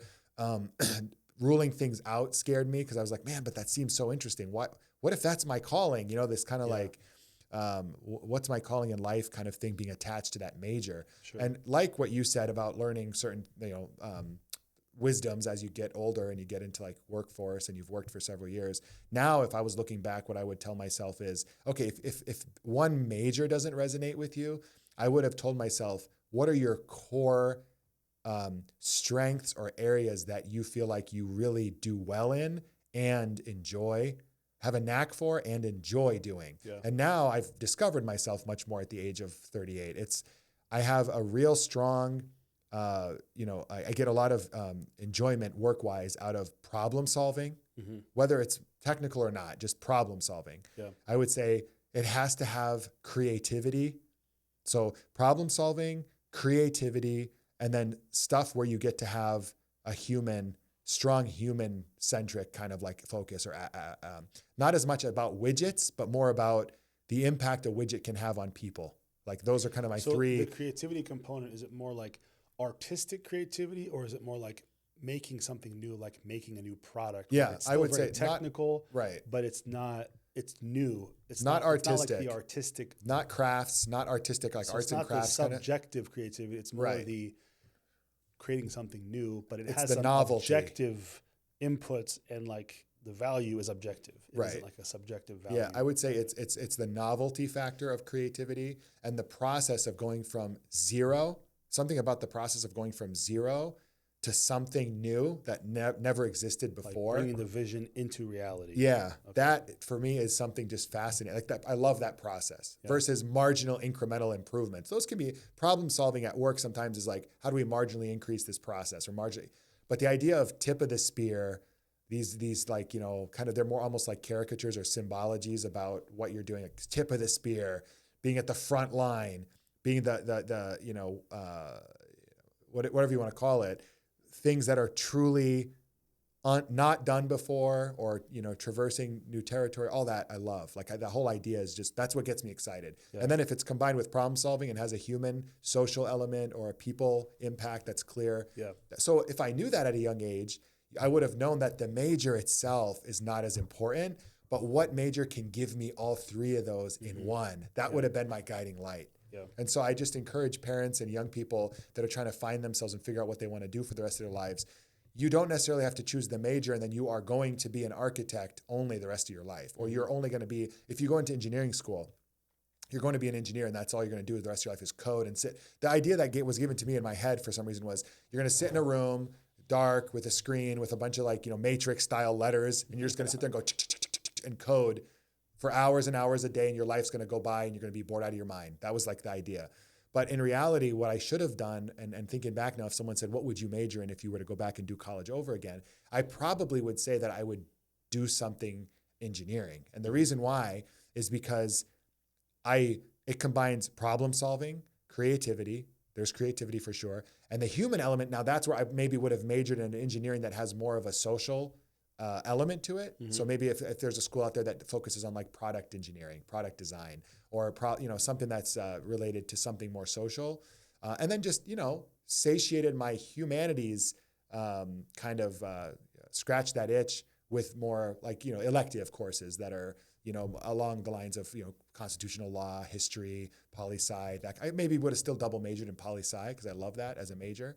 But it would have been engineering instead of like business. And then the transferability into business is huge, right? So a lot of people know that like some of the most successful engineers at some of these Ivy League universities nowadays are going to like Wall Street. They're going to product, what do you call it? Business side of product development. They get out of the actual technical piece and they end up doing high level management of like product launches and development kind of ventures. So anyway, just some of my thoughts. I wanted to ask a question and then we can move on in a little bit. Yeah, but go ahead. So, and I think, so I have kind of my take on this, and maybe I'll give you my 5-minute take, and then you tell me what you think, because I think as part of the target audience for this podcast, right, and people in this area, or even, if we loop into that, like maybe first generation, whether it's children of immigrants, Arab specifically, non-Arab, but this is kind of based on what you said. I think it's important to make this point. So this path that we both took through college of really, I think you graduated high school early too, right? 1 year. Yeah. So, not to toot our own horns too much, but we had potential, right? We were kind of above average in terms of educational achievement or whatever you want to call it. And I think maybe you might agree or disagree with me, but I'll speak for myself on this one. You're my little brother. I have to disagree with you. No, I'm just joking. You tell me. Yeah. So the lack of kind of mentorship in that process of what should I be picking my major based on? What should I be looking at? What should I be weighing? How much of this is going to play into what job I have versus how much should I just try to do outside of work, right? And that leads to this idea that I've had and think about for a long time about mentorship in general, you know, and I discovered that kind of in my professional career. I was lucky enough to come into the company I work for now and have strong mentors from the very beginning. And this is also kind of like the same conversation we had about higher education being questioned now as like an unnecessary waste of time getting into debt for no benefit that we already covered. I've heard too some very high profile, like Mark Cuban famously always says, I've never had a single mentor. I think it's a waste of time. Just do what you want to do and just do it, right? And it's like, okay, did that work for Mark Cuban? Yes. Is that what everybody should do? Probably not, right? So I think tying back into the audience we're targeting or our background itself, you know, I don't know what it is, if it's something about the immigrant people who are immigrants to a country, their mentality that they pass on to their children, or is it something in Arab culture in general, this idea that like seeking out a mentor or admitting you need a mentor is somehow, I don't know if it's like seen as a weakness or if it's seen as like, I'm admitting I don't know. It's better to pretend I know. It's better to have faked confidence than to be vulnerable. You know, I don't know where that ties into, whether it's the immigrant thing, if it's an Arab cultural thing, but I see that a lot like in Arab culture a little bit. And it's like getting rid of that and just admitting like, hey, I need guidance. I need help. Find somebody who knows, who has way more experience than you. And I think we had that in other facets, right? Like we were involved in our masjid, in our local mosque, right? Heavily from a young age. We interacted with people much older than us. Like in terms of behavior and life decisions, maybe we had some of that mentorship, maybe not as much in education. So I think it's an important thing to highlight, just seeking out people who know that you can rely on, depend on, that can guide you. Because when you're that young, you can have all the energy, you can have all the potential. If you don't know where to channel it, right? It's like, what would Mike Tyson be if he didn't find that, what's his name? Otto, his coach, right? I forget his name. Gus Otto. Gus, Gus something. Some of these people were like, you can have all the potential and stuff, but you need that one little element, right, to get the whole recipe to come out right. And I think that type of guidance there and mentorship. So I see that too, and I'll finish with this and want to hear your thoughts. I'm looking up something. You know, like at my company, we have a position called part-time student, right? So we have a lot of people who are attending university, finishing a degree. Customato. It was killing. Customato. Customato. Yeah. Anyway, it was killing me. I gotta know the name. Yeah, go ahead. Sorry. So we have part-time students, and some of them come on as like freshmen, sophomores, and like the advantage of, you know, for people out there, like if you can find these part-time student positions at a company that you think you're interested in that area, to be able to work for 4 years part-time, even 10, 15 hours a week, alongside professionals, the relationships you'll build with people who are way beyond you in terms of experience, what that can shape for college. And saving you time so in that process and wasting time. And the other piece, like there's kind of two reasons, like when I was in college, one, like I said, like my was very non-traditional like you. It took me a long time. I took breaks in college. I left. I came back. We had family issues that kind of stopped financing for college and I had to take breaks and come back. But anyways, there's a balance between not having the time, because I also worked full time. And when I went back for the last 2 years and finished my engineering degree, I was also a father at that time. So I was working 50, 60 hours a week, taking 16, 17 credits at Iowa State engineering core classes while working, while having a new baby. So whether it was the time, but then also even just there's some element of like, I think that's unnecessary, but like those like extra sessions, there's have like these like networking type of events with top companies, or come attend this evening with these two companies they're going to present, you know, not taking advantage of those things on campus.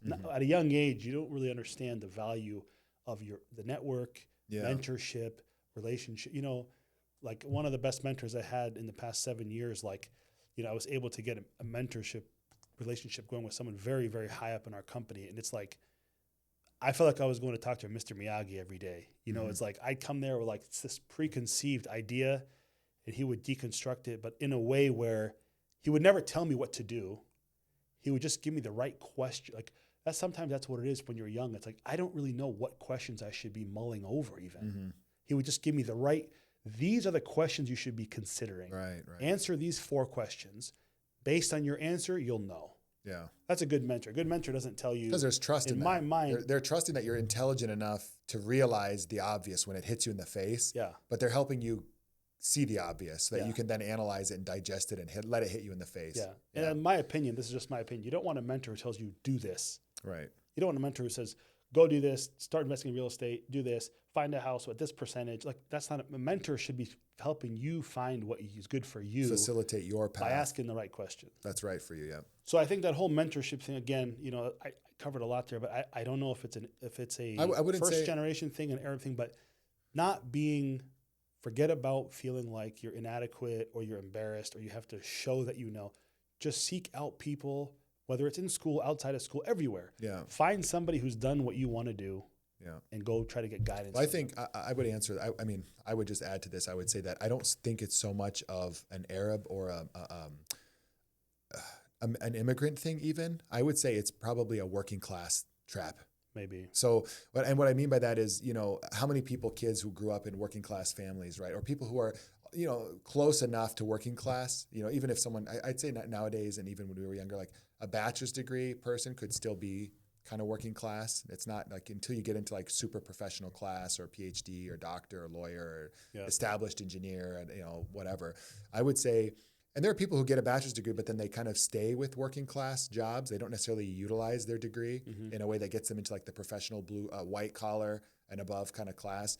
And so I would say working class 100%. I think that's a possible blind spot or a trapping where the thinking maybe, and I'm just trying to piece together, like do like a bit of a where could it come from kind of justification. I think it could come from, if you're working class traditionally, you know, how much of working class opportunity or financial reward comes from roll your sleeves up, put in a hard day's work, sweat, grit, you know, overcoming all the odds, you know, frustration, setbacks, whatever of the day or of the week or whatever, and pushing through it all to like finish the job, get the contract, finish the job, whether it's painting, whether it's plumbing, whether it's electrical, whether it's small business ownership, whatever it might be. Get her done. Get her done. You know, that kind of like ethos versus like you're saying, like the network effect that people are finding out now in more modern days now, where it's like, man, the power of a network is absolutely astronomical in terms of being able to change your trajectory. And then also, I think there's a working class sense that, you know, like if you think about it, there's a mentorship looks different in working class roles. Mentorship looks more technical, like, oh, I'm a tradesman learning how to be an electrician. I need to study under a person who's an established tradesman, established licensed electrician, but not understanding the soft mentorship stuff. That's more because careers and professional class stuff, working your way up to the top of a company, being a C-suite person or a high-level manager or whatever, it requires a lot more soft skill and kind of like gentle guidance in a direction over time. And if someone never had that, if someone never traversed corporate America and worked their way up a ladder structure to get to the C-suite positions, what are the chances that they're going to be able to speak to, this is what mentorship you need? Yeah. They're going to be like, okay, mentorship. I have a problem with my fridge. My freezer is broken down. I've got a bunch of meat in my freezer. How do I make sure that gets fixed? Call the refrigeration company. Okay, let me watch him fix the freezer. Maybe I'll learn something from this electrician or this, you know, HVAC guy or whatever. And so I think it's just not having the full lay of the land of what that person who's going to college as an engineer or whatever it might be needs as they move up versus something that's more like down to earth. I can touch it and feel it with my hands. That I understand as a working class person. And so I think some of that struggle is for sure like what other people might have experienced or can resonate with them. So yeah, no, that's a really good point. I want to move us along here to kind of general career advice or mobility. We talked about our college. Actually, there's one more thing I want to hit on. Sorry, Sure. before Yeah, we extracurriculars in college, and this is something that right now it has a lot of relevance because of all the stuff people are hearing in the news around activism, campus engagement around political, social things. This is a huge topic, and obviously with like a lot of the current activism on campuses across the United States around the Gaza issue, U.S. support and funding for Israel, the Palestine question, all this stuff has brought this to the forefront, and it's in the zeitgeist as we're speaking right now. And what I want to ask is two things, because we both had extracurricular involvement when we were in college in terms of somewhat activist-y type stuff, and then also what it means to be an activist. Something that I've kind of been mulling over recently is, at some point, being an activist in the past was looked at in terms of being something honorable. Like I remember when I was growing up, like, maybe it was because we had a somewhat like 60s, 70s child, like mother who was a child of that whole like Vietnam War era, and wasn't quite a hippie. I wouldn't say a hippie, but leaned more like liberal value, what the peace movement, maybe a peacenik is probably a better word, kind of person. And, having serious moral qualms with the Vietnam War. And we came about in the post 9/11 period into college, and the Iraq War was, kicked off and raging, and Afghanistan, all this stuff. And I think at some point activism was viewed as being like your civic duty, right? Like you as an American have a civic duty to be engaged locally in your local politics, and then if you can get to like more national issues, but to also be an activist meant I am willing to sacrifice time playing with my friends, going out and having a good time, going to the gym, doing my social things, going to a movie on a Friday night because I'm going to get with a bunch of other nerds on campus and we're going to coordinate some kind of a activist, action. So whether it's a protest, whether it's a, write your local congressman, whether it's a set up a booth on campus to, educate people about a certain issue that they have no clue about, whatever it is, some action is going to happen. We need to put time and money and planning into it. And we're going to take our time and our money and our planning skills and apply them at a young age in a direction that we feel is positive to change people's minds or thinking around an issue that's important to us. And so activism meant something good. Nowadays, I feel like activism has taken a completely different turn where when you almost say, oh, that person, they're an activist, they're one of these like, activist types, like it automatically brings about these very negative associations. It's like now when someone says, oh, so-and-so, you've got this blue-haired person at work, right? There's this whole stereotype that goes with this persona, what it means, what it's going to, activist is kind of like, it's kind of put into this bucket now of like somebody who's whining about stuff all the time. Here, let's break the ice. Activist nowadays, I think in most people's minds, when people throw the term around, it means someone who's, and this is unfortunate. I'm not saying I agree with it one way or the other. Sure. I'm just saying what I think it is. Activist now means like generally liberal, generally snowflake, hypersensitive, pro-communist, virtue signally, socialist, communist, like this is all, it's all not good associations, right?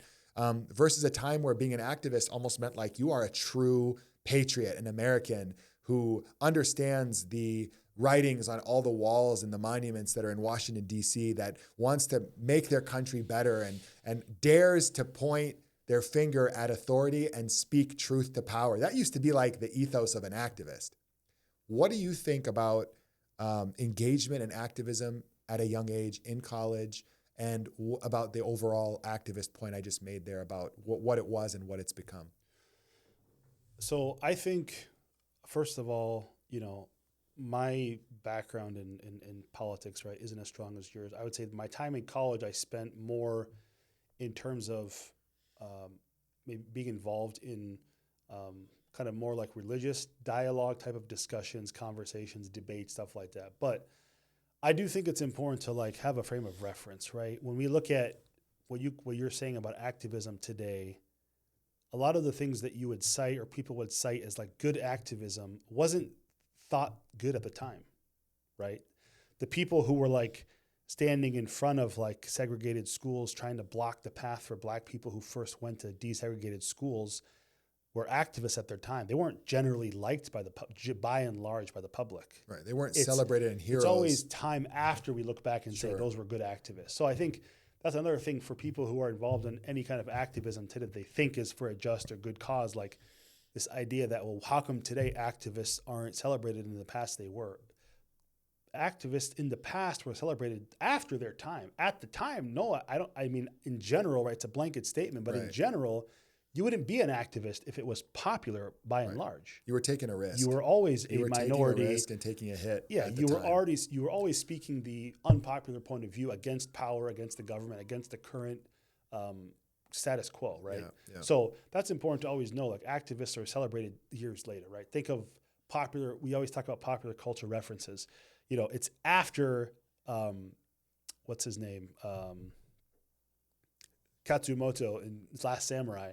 After him and the Last Samurai get gunned down and killed, then the emperor has his heartfelt moment where he realizes the way of the samurai must be preserved, and this was good. But it's after they all got butchered. Right. It's after William Wallace, the battle that, it's after Russell Crowe's character in Gladiator gets killed that everyone has this awakening, and that same the head guy of the Roman legions tells them to sheathe their swords, don't help the emperor. Sheathe your swords. The activist has to go through pain first. It's usually retrospectively, oh, that was good activism, right? And so that's an important kind of perspective to frame things in. So maybe my answer is I don't know how much has actually changed. It's just that we're living in it now, and we're experiencing what most activists experience in their day, which is heavy pushback, vilification. The powers that are trying to keep the status quo are going to try to dismiss you through mischaracterization and character assassination. And I think that's normal for activism. It's just, this is our generation's maybe first major spurt, of activism. Because if you think about you referenced 9/11, right? It was a very different time because it's something that directly happened to this country, right? And everyone unified around this idea and this sentiment of hey, somebody attacked this country.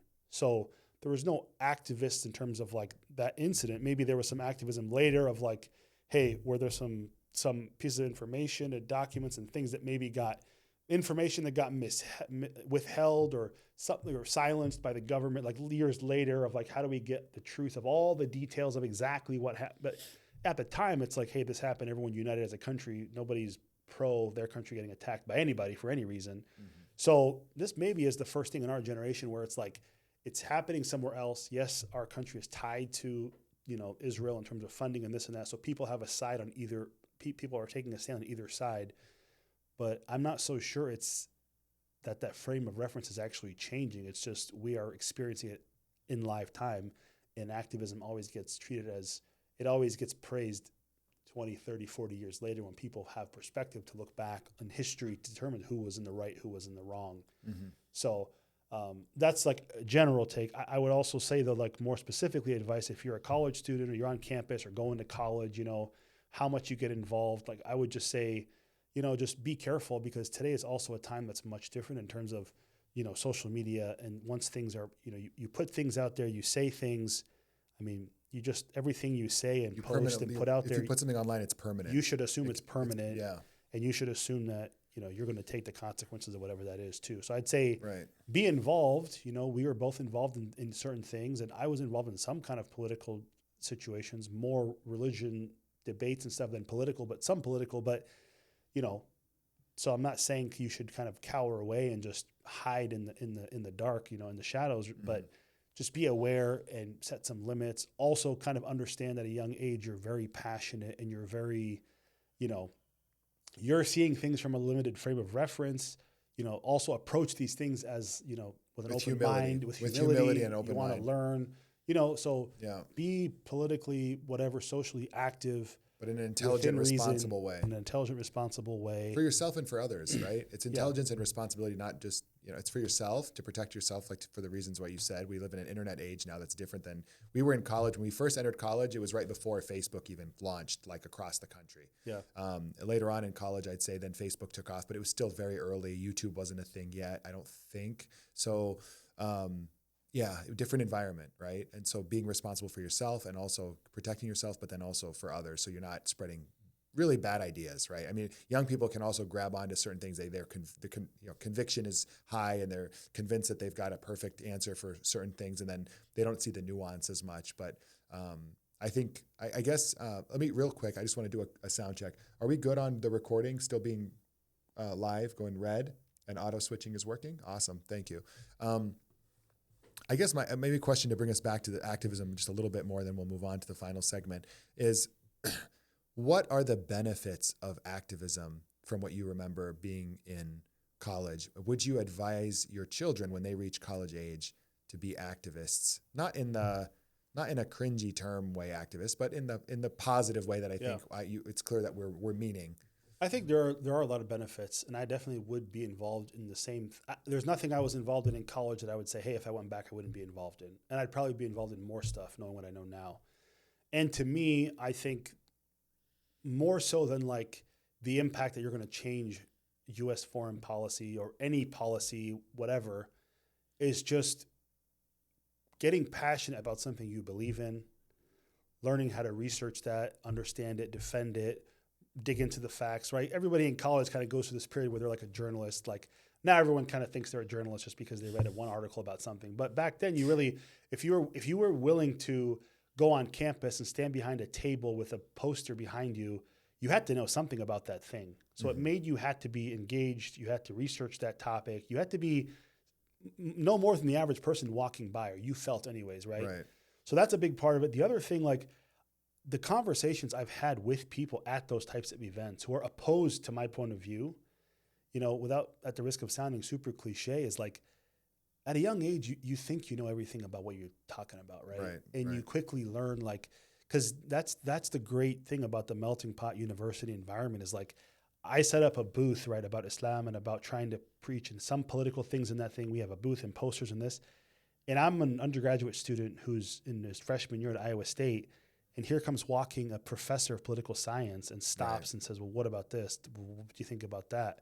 Like, it's this melting pot of huge levels of experience and knowledge and different perspectives. And a campus like Iowa State is awesome. It's like I had, you know, people that just immigrated from Afghanistan after all the things that have unfolded there since the war in Afghanistan walk by, who are not so impressed with a lot of the like extreme conservative type of viewpoints that come out of Afghanistan from an Islamic perspective and are coming to challenge and tell you about how terrible it was there and this.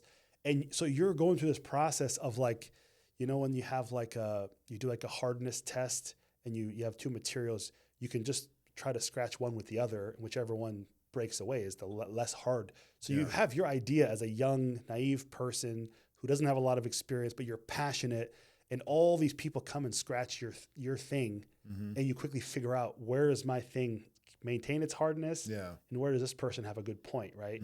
But you have to approach that with humility, like you said, because if you just go out there bullheaded and your goal is just to debate no matter what, that's not the right perspective. Right. But you very quickly start to really in an accelerated way go through that transformation of going from a young adult to an adult mind of like, okay, the world is 99% gray. It's 1% black and white. Whereas coming in, you're like, the world is 99% black and white, 1% gray. So you've got the educational background and you've got the cultural. It's just a melting pot of everything at a university, right? Which is why that experience is so great. It sounds like you're describing a situation. Google thinks I'm talking to it. Oh, it's okay. Perhaps in a person. Okay. So we need to get AI to stop that from happening. Listening to our conversation. So yeah, I think I would go through it again. You know, not many people I think come out of that college experience saying we changed policy at the university or wherever. You might, but just going through that process and learning how to give and take and debate and exchange ideas and have your ideas challenged and change your ideas. Like I know coming out of college, wasn't the same person and had the same convictions going in.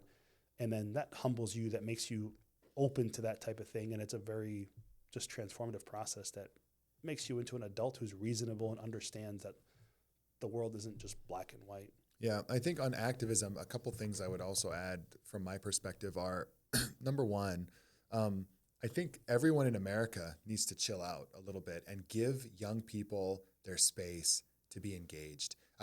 To me, one of the saddest things about this whole Gaza, Israel issue, forget all the positions on the issues, okay?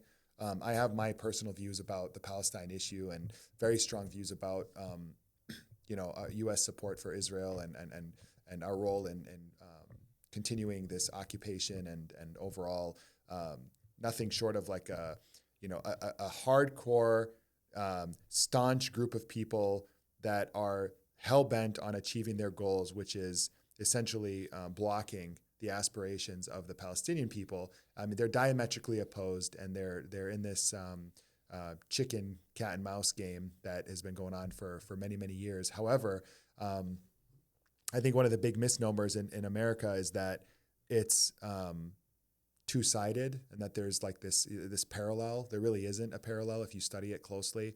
The parallel that I mean is that you have, it's not a cat and mouse game, that it really is, two lions that are attacking each other and continually like butting heads with each other. And it's nothing could be further from the truth. So without getting derailed too much into that, we'll have a separate episode where we'll talk more about Palestine and Gaza and the whole issue in a way that I think will be more digestible for your average person, especially non-Muslims and non-Arabs that are maybe listening. I want to give that its just timing and clear explanation and all that. So, but my point about activism is, with what's going on today, is like we've lost the message to young people of saying, everyone chill. These are young people on college campuses in an environment that is free of, like, these are people where parents are always complaining about, like, man, my kid just spends the whole day on the screen, or they just want to be on video games, or they just want to be on, a TikTok or whatever it is, social media. It seems to them to be like a waste of time or whatnot. And then you finally have this issue that has gotten young people so riled up and so excited and willing to like sacrifice time doing the stuff that they traditionally had to get like beat over the head by their parents to avoid doing or to abandon doing. They're choosing to take time out of their days to go do encampments and be in a tent in the cold out in the middle of the winter weather in New York and in some of these universities across the country where the weather was terrible, and they're camped out there and they're freezing and they're doing this for a cause that they believe in or they want to try to bring attention to. You also have young people connecting with each other, building relationships, networking, having protests also being met with counter protests, right? Both sides trying to argue their point and influence the overall public that's watching the entire kind of gladiator battle occur in real time on social media. And I think that I didn't see anyone saying like, wow, our young people are really engaged. There was always complaints prior where people were like, our kids, we lost them. They're checked out, right? They're not really engaged. They're checked out. They're just smoking weed. Now it is legal in all these states. They're smoking weed. They're playing video games. They're on, they're streaming and TikToking. But in reality, to me, it showed that there's a huge, huge hunger and desire for engagement on the part of young people, involvement in it. It showed me that young people are awake. They're thinking globally. They're paying attention to what their government and their country is doing on a global scale, what influence we're having as a country. They're also willing to sacrifice, like I said, to put in the time, the work ethos, ethic, to go do, whatever organizing and coordinating that's necessary. Yeah. And then also, you mentioned a university environment. I think it's absolutely even more critical to have that environment and preserve the openness and the freedom of speech aspects within those environments. Because we all recognize that when you enter the professional workforce, especially if you work for a company, your ability to speak freely about any issue you want is severely curtailed, right? You spend 8 to 10 hours a day at work, and that time is not your time. I mean, you're working on projects. We talked about all the positives of a career, but one of the hampering things and the positives about it being an entrepreneur or a self-employed is you can kind of say more, speak your mind more freely. You don't have to be as worried about getting fired because you have the wrong political opinion. At work, you can pretty much, hey, the boss thinks this on, whatever issue. Let's say it's the Middle East or our policy about Ukraine, and you're not going to get fired. Well, go fire the owner. You can't. He might lose customers, but if he has a solid, reliable customer base that doesn't care, he might get even more business for. Whereas if you're an employee, you say one thing one way or the other, you're going to offend someone at work, and then HR is getting involved. They're saying, hey, listen, you got to either be quiet or we're going to have to ask you to leave. Sure. So I think the university environment is one of those kind of final places where you get diversity of different people, right? You get professor level intelligence and understanding of sophisticated things all the way down to like kid right off of high school who just, doesn't barely know anything. Mm-hmm. You also get the broader community around a university that gets engaged. So like your civic activist class of people that are like professionals that are also somewhat engaged on certain issues, whether it's abortion, whether it's, traditional family values, whether it's, you name it. You get ROTC people, military people who are serving and going to school at the same time. You get the entire gambit of interesting, swaths of society that all start to. So I think for activism in college, I would encourage my kids when they get to college age to be engaged, but be a parent that can guide them to do it responsibly and intelligently.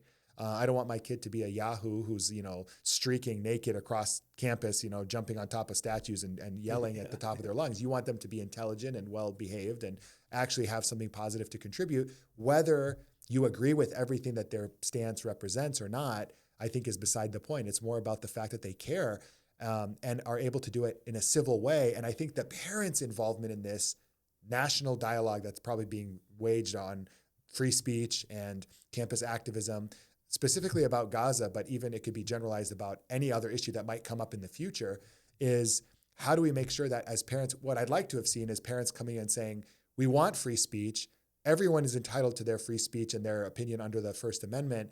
This is what makes America great.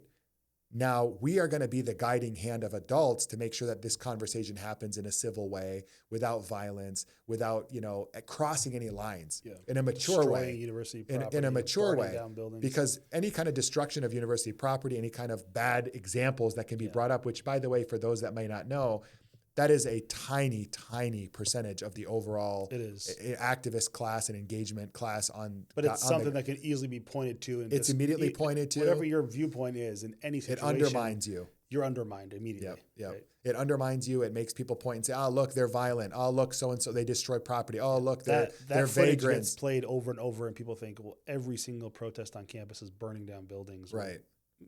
Nobody burned down a building that I heard of in these incidents. But I mean, one thing everyone says, oh, everyone's doing that, and then everybody gets dismissed. Yeah, and then the last thing I'll say on the whole activist thing is, I would say for anyone who may not know or has maybe a view that this activism on Gaza is a problem or it's counterproductive, I could not disagree with that more, and I couldn't urge you more than to say, please go get a diversity of opinions on this issue. The activism that's happening across campuses across this country is unprecedented. It's truly what do you want to call it? I would say a watershed moment in terms of that generation. It's that generation.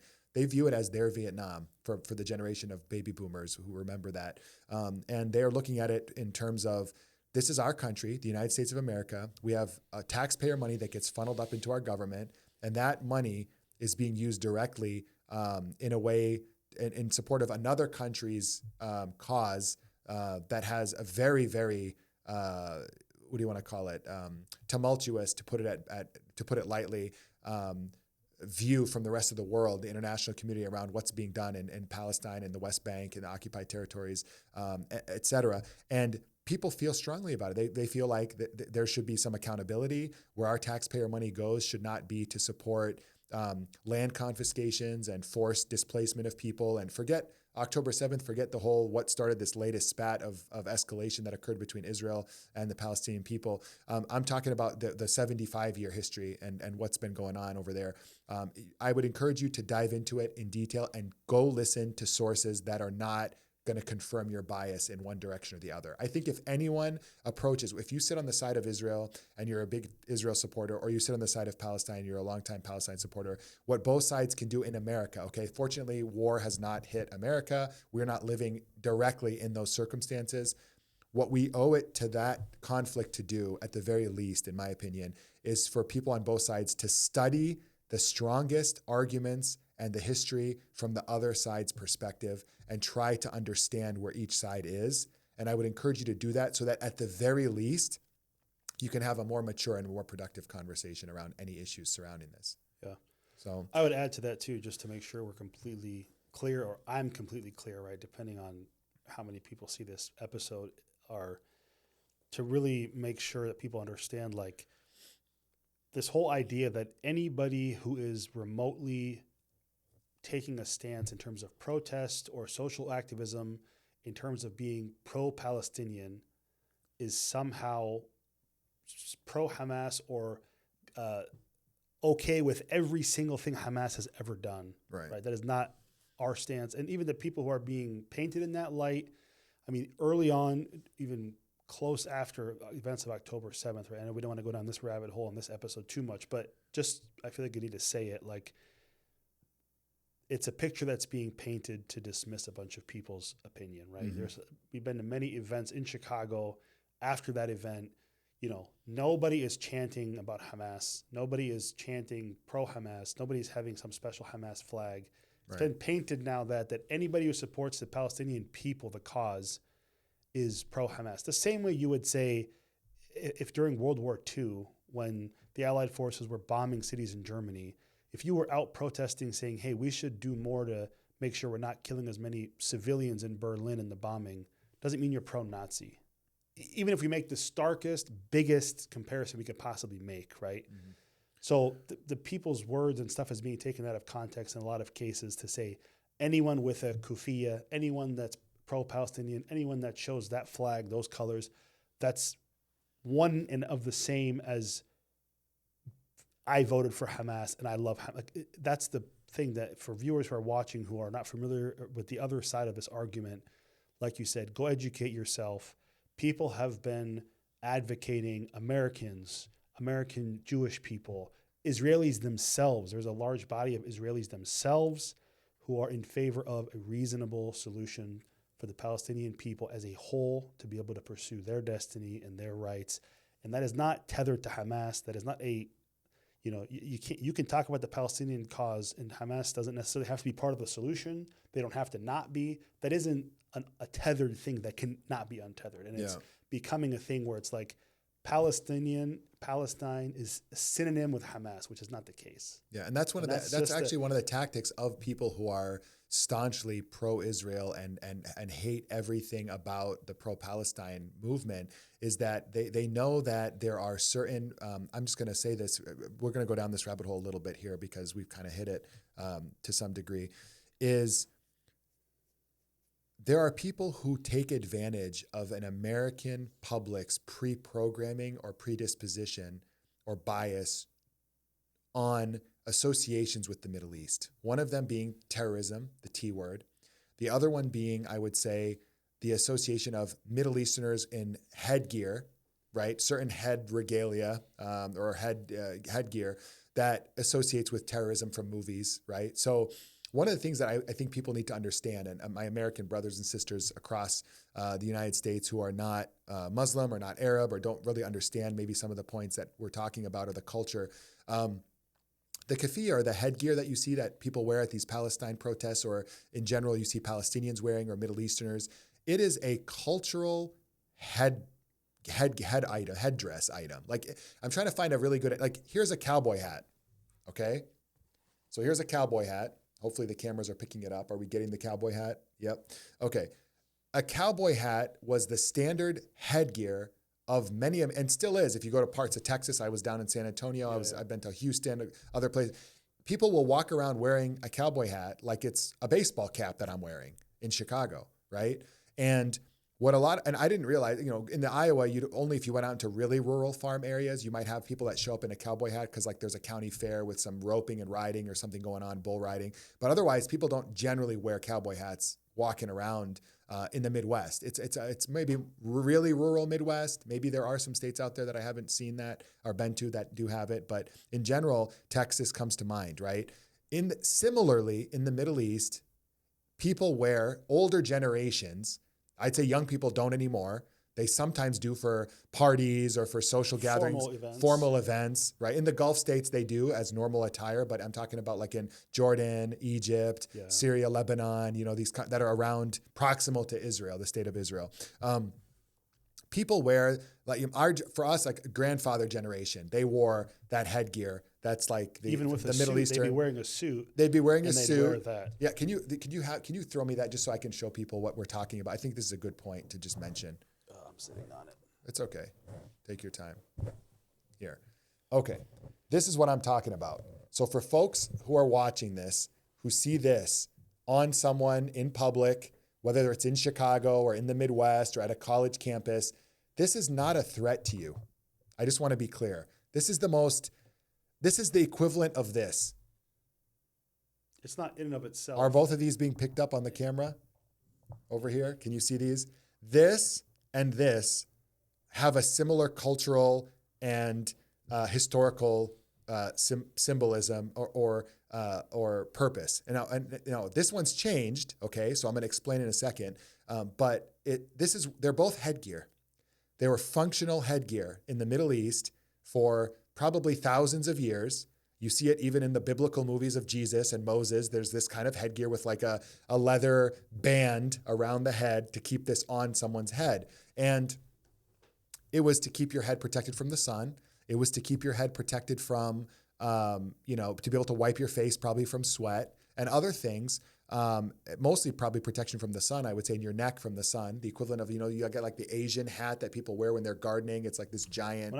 When I visited Saudi Arabia when I was 12 years old. Yeah. And I thought there's no way on earth I'm going to wear this. Yeah. In 5 minutes.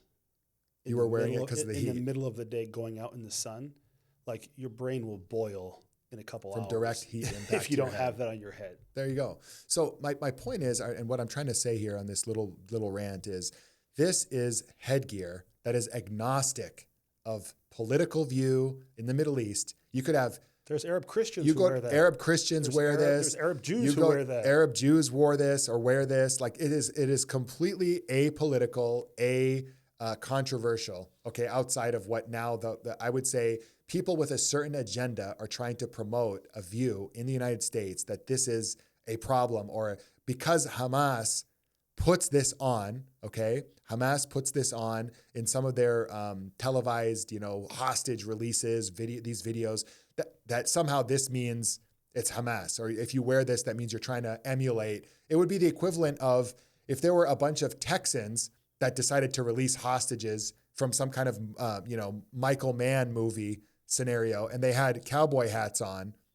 That means if people wear cowboy hats, they're suddenly sympathizing with terrorism or terrorists, or it's just, you have to understand something. There is an element of bias that's already cognitively built into American society from years of propaganda, movies, 80s action flicks, where Charlie Sheen and Chuck Norris films from the 80s, all the way into like Schwarzenegger and, going to Beirut, even Indiana Jones, at the very end scene of Indiana Jones' Last Crusade, Sean Connery throws on this headgear, but it doesn't have the checkers. It's just the black checkering is one particular style or version of this, but it was plain white, I believe, in the movie. And they ride off into the sunset. So to finish my point, what I'm trying to say is people need to understand that there is an effort to use these cognitive biases that people have in the American public and discourse, and use those to scare people into thinking that if you see this, it's a threat. It means that someone's a terrorist sympathizer. It means that they have certain views. When in reality, now to explain what the symbology has become over time, this has morphed into being a symbol of Palestinian solidarity and Palestinian resistance to a 75-year occupation. There's no simpler way to put it. This has become iconic because this is the select color scheme of the majority of the time what you see with Palestinians in that region.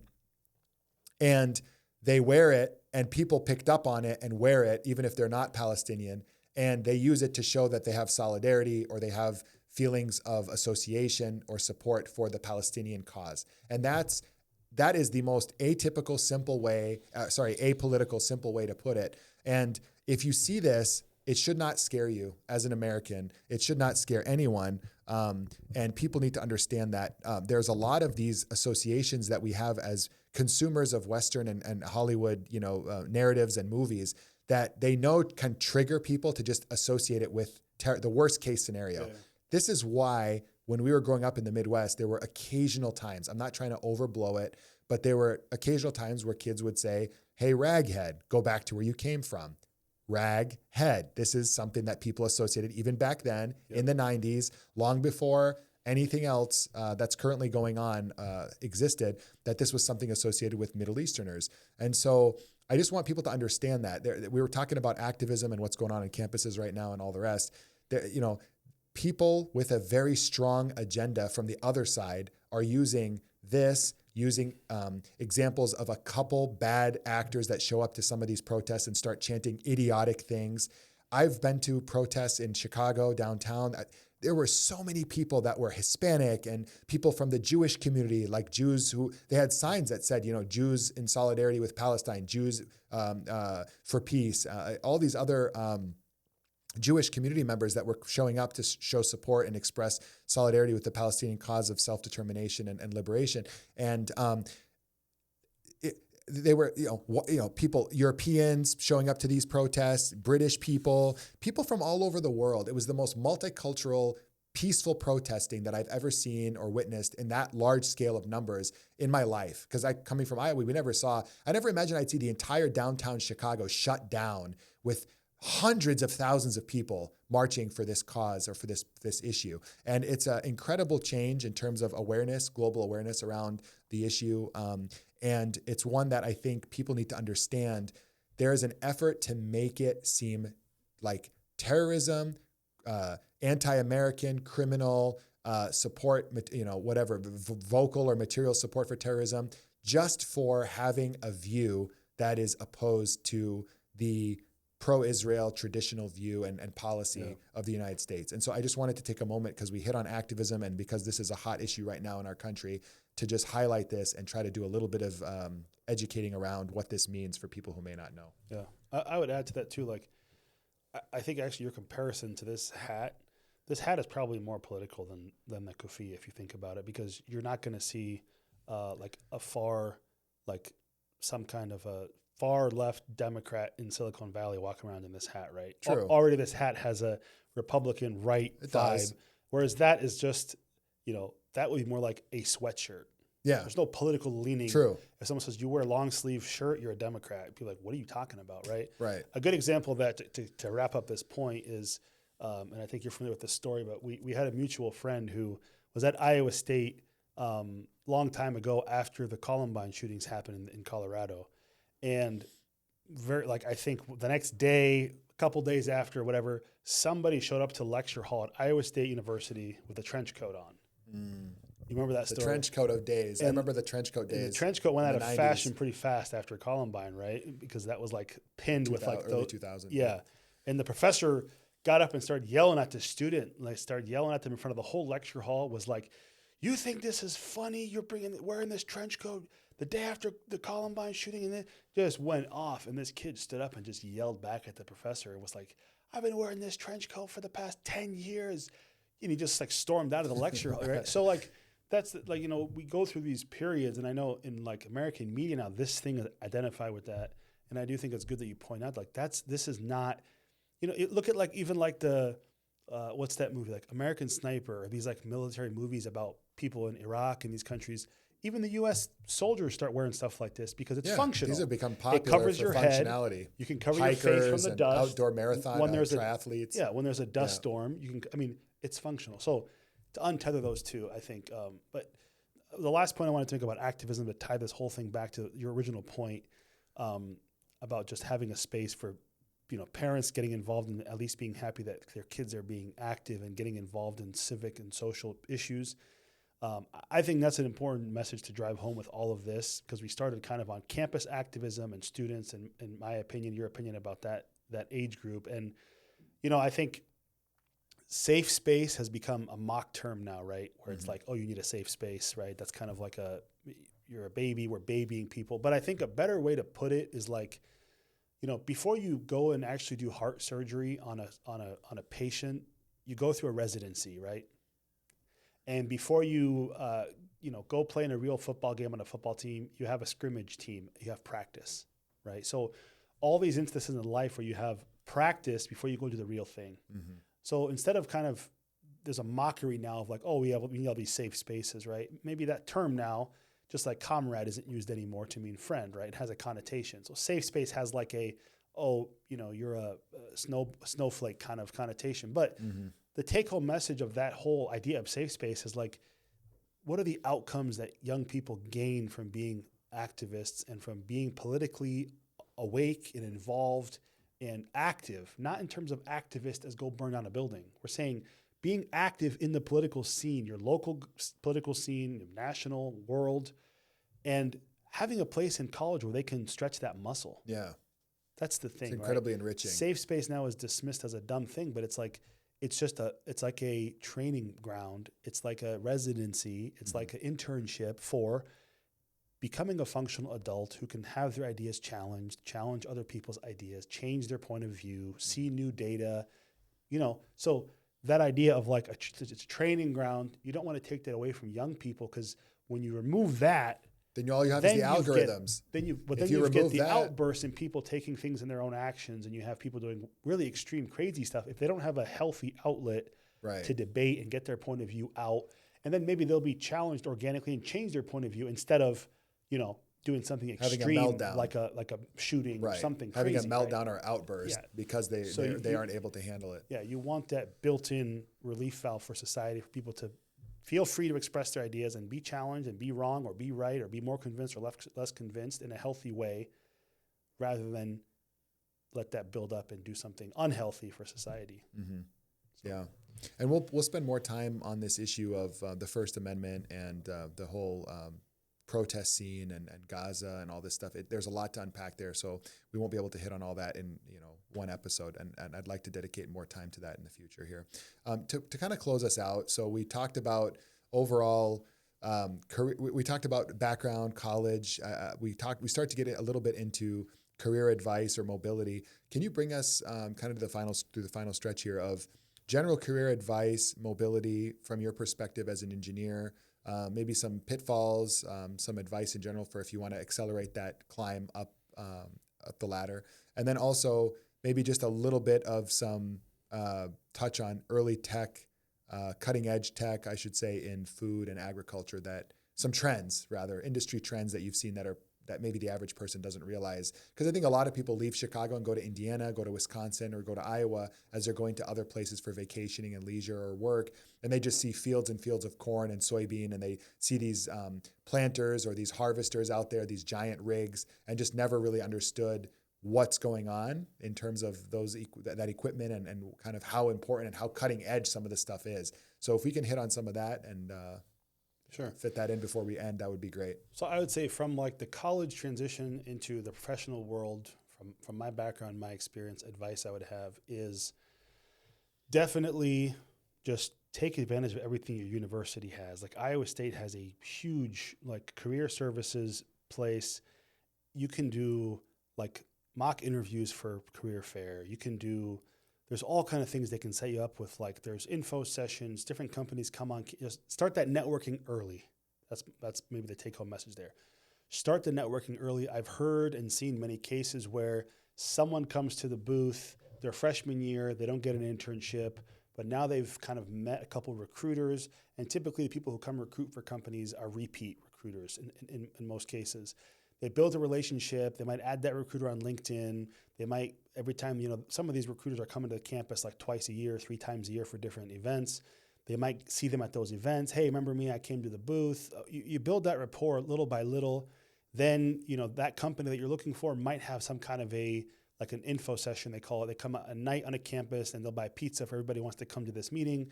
We're going to talk about what our company does, what we're looking for, what opportunities we have. So you go to that event, reconnect with that recruiter you knew, meet some new ones. So you become kind of known in that circle. Hey, this person, let them know what you're interested in, what you're hoping to do. So you become kind of known. Then you can get help too with like, what are the positions opening up? What should I do to make myself more marketable for that position? So you just start building that network. And one of the things like you don't think about when you're that young, you're in college, and I tell people now is like, career-wise, you always should be like, think of it like you have different crops that grow at different rates. I might plant a seed today that I'm going to harvest in 2 months. I might plant a different seed that I harvest in 8 months. This seed gets harvested in 2 years. This one in 5 years. This one in 10 years. Young people just want to plant the seeds that they harvest in 1 month, right? So you got to start thinking too, not everything I do today has to pay off next month. And it's hard to do that, to have that perspective, but those relationships, they evolve over time. I can't tell how many times I've recrossed paths with people down the line I didn't think I was going to recross paths with, from different companies, recruiters I met now at a recruiting event. He's at this company. You know, things just weave back into. So that's one thing, is your networking, build it very early.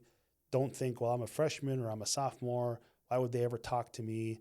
You know, people remember. That's the thing you don't realize too as a young person. Like when you're, even as a recruiter, you speak to 500 people or 200 people, you remember that person. Mm-hmm. It's amazing how many people you can remember. You go, didn't we talk 3 years ago at this, you know, like, so don't discredit that. Don't think when you go up to a recruiter or somebody, you're just talking to like an android you're just a number on their clipboard, right? Most people remember you.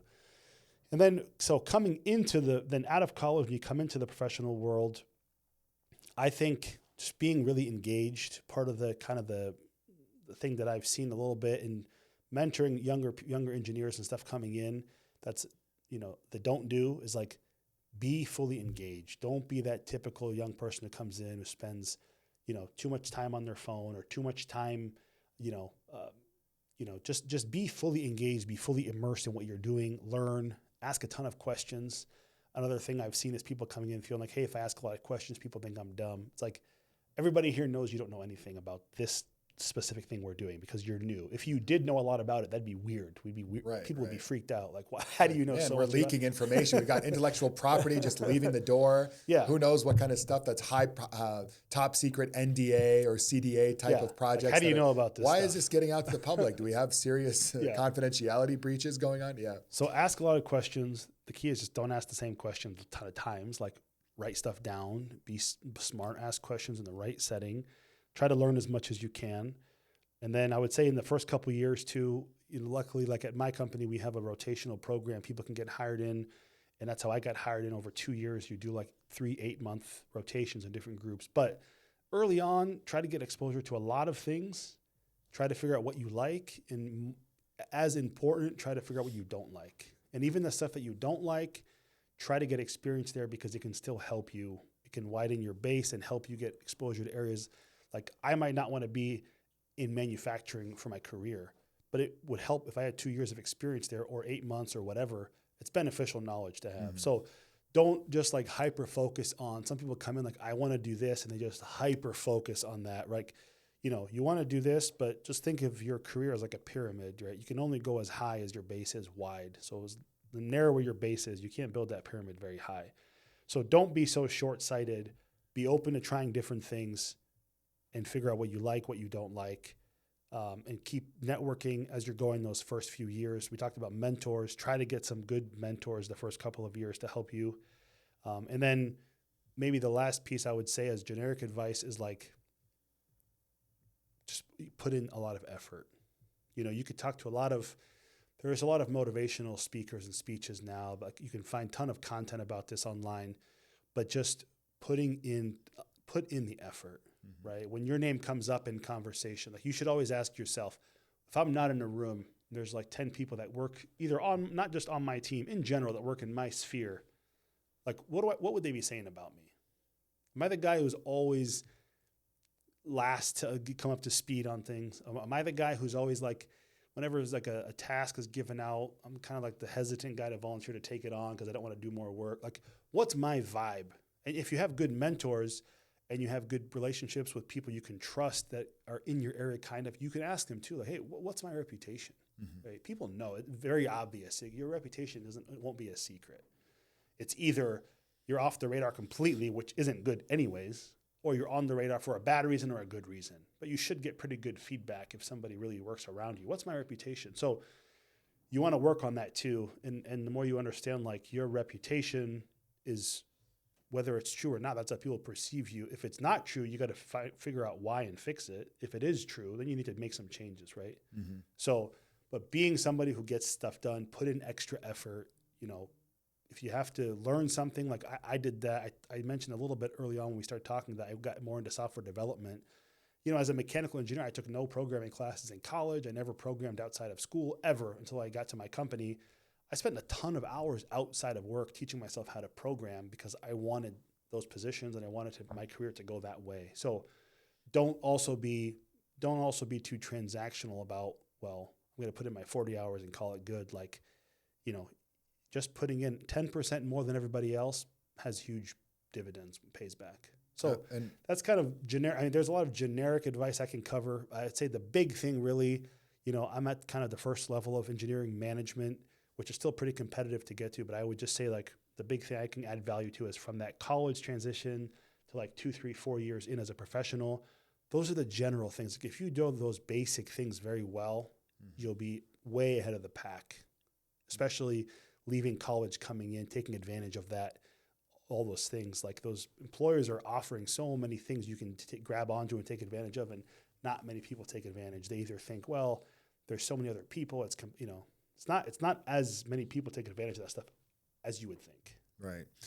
I will ask one specific question, which is, and because it's engineering, I think oftentimes this is anything technical, at least what I've seen also in my professional career so far is, well, I'll just ask the question, how important are soft skills for an engineer? I would say just generically very, very important. I've seen a huge spectrum of people in engineering so far in my career.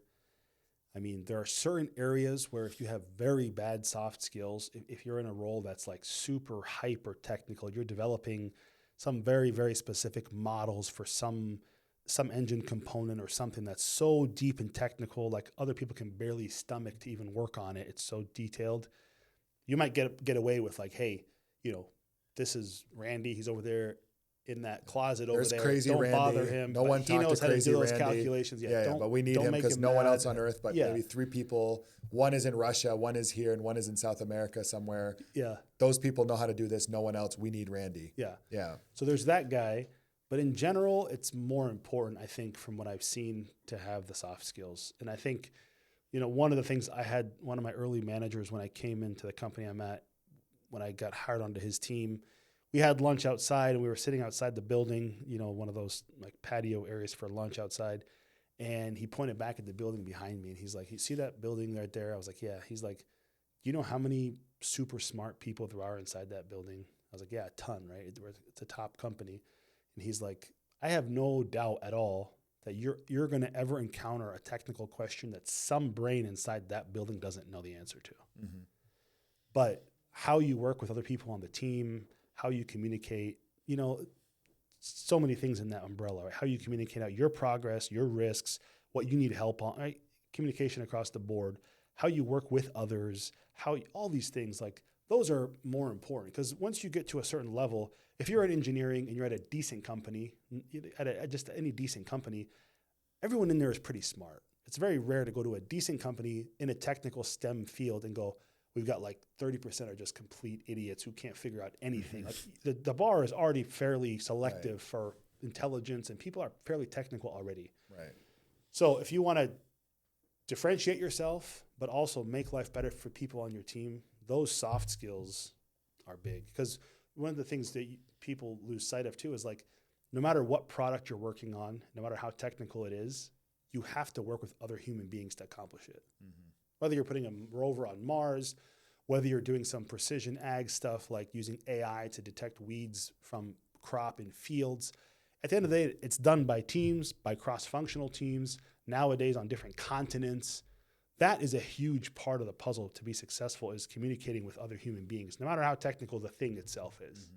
You know, so it's not like, in the old days, maybe if you're just, you're making your own, I don't know, developing a little app by yourself, you barely have to communicate with anybody. It's some little budget app. But if you're at any reasonable company, the amount of interfacing and different teams that interact is through the roof. So communication is very, very, very important, and the soft skills. And I think most people now are getting away from calling them soft skills because that kind of like downplays their significance, because it's like actually not that soft. It's actually very important, but and I'll just, the only other thing I'll add to that is people are often confused by what's meant with, from my experience managing people, soft skill. What do you mean by soft skills? You know, what does that really encompass? Mm-hmm. And I would say it's things as simple as knowing when to speak and knowing when not to speak, mm-hmm. knowing how much to share, knowing how much not to share, knowing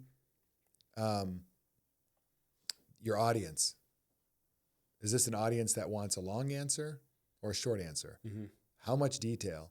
How sensitive is the detailed information?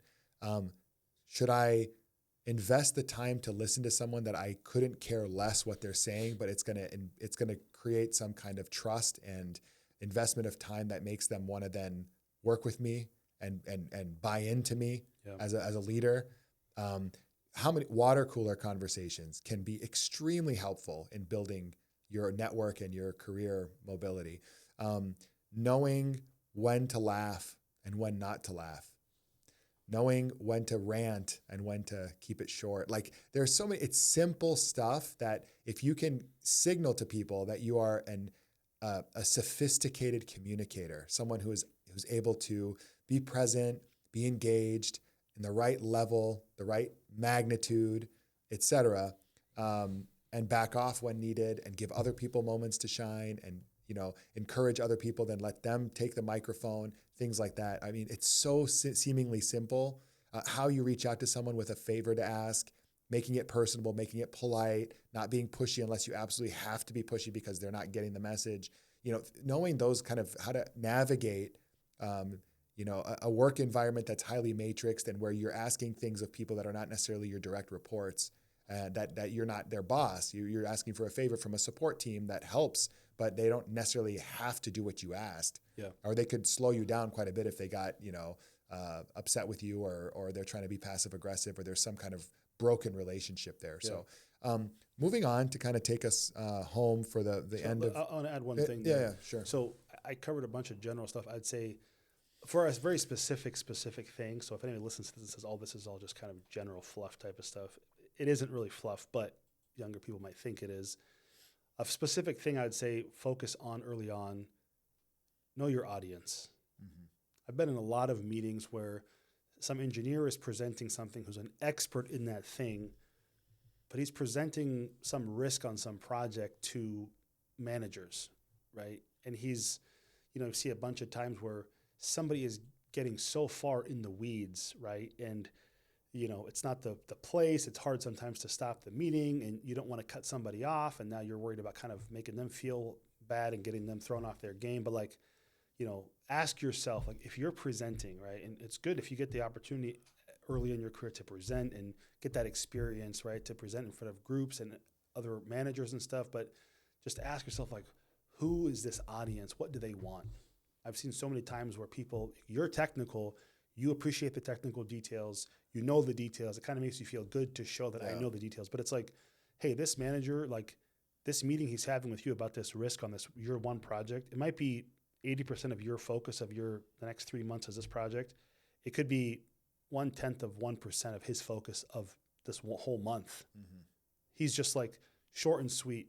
Is there risk? How big is it? What are we doing to mitigate it? Right. And I've seen so many meetings where an engineer will open up, start going through parameters in the software. And you're man, this guy doesn't even know, most likely the manager you're presenting to doesn't know how to write a line of code to save his life. Maybe he doesn't need that.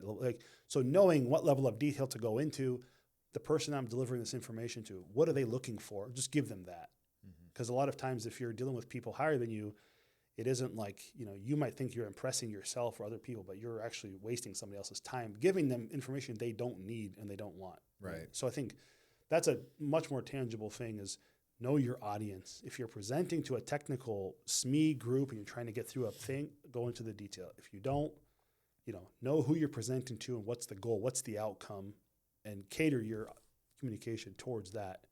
Is if you can master that or get really good at that just in your first 2, 3, 4 years, then that'll compound as you go up, right? It gets more and more important as you go up, but then you're already used to that mindset. You don't have to make this a big adjustment when you get into a management position or something else. Yeah, no, that's excellent advice. So taking us home to kind of the final topic I wanted to touch on is technology in food and agriculture. What are some trends that you think most people would be shocked or surprised, maybe some interesting stuff going on in that field that people don't know about? People go and grab that box of quinoa off the shelf or, whatever, extra non-GMO, organic, buckwheat that they're going to then make the most amazing bread or dish with. What goes into those products that is cutting edge technology that people may not realize? So I think, in the last 5 to 10 years, the amount of technology, this umbrella of like what's called precision ag, right? And the amount of technology that's gone into that and that is continuing to pour into that is probably a lot further beyond what the average person would think is involved there. So, across the board, there's other, I don't want to talk to specific details too much, right? With my company and specific what we're doing, but as an industry, the amount of, like, you could say AI, machine learning that's been integrated now into ag technology, and a bunch of these projects are public from multiple different companies, not just the one I work for, but integrating those types of things in equipment is becoming huge.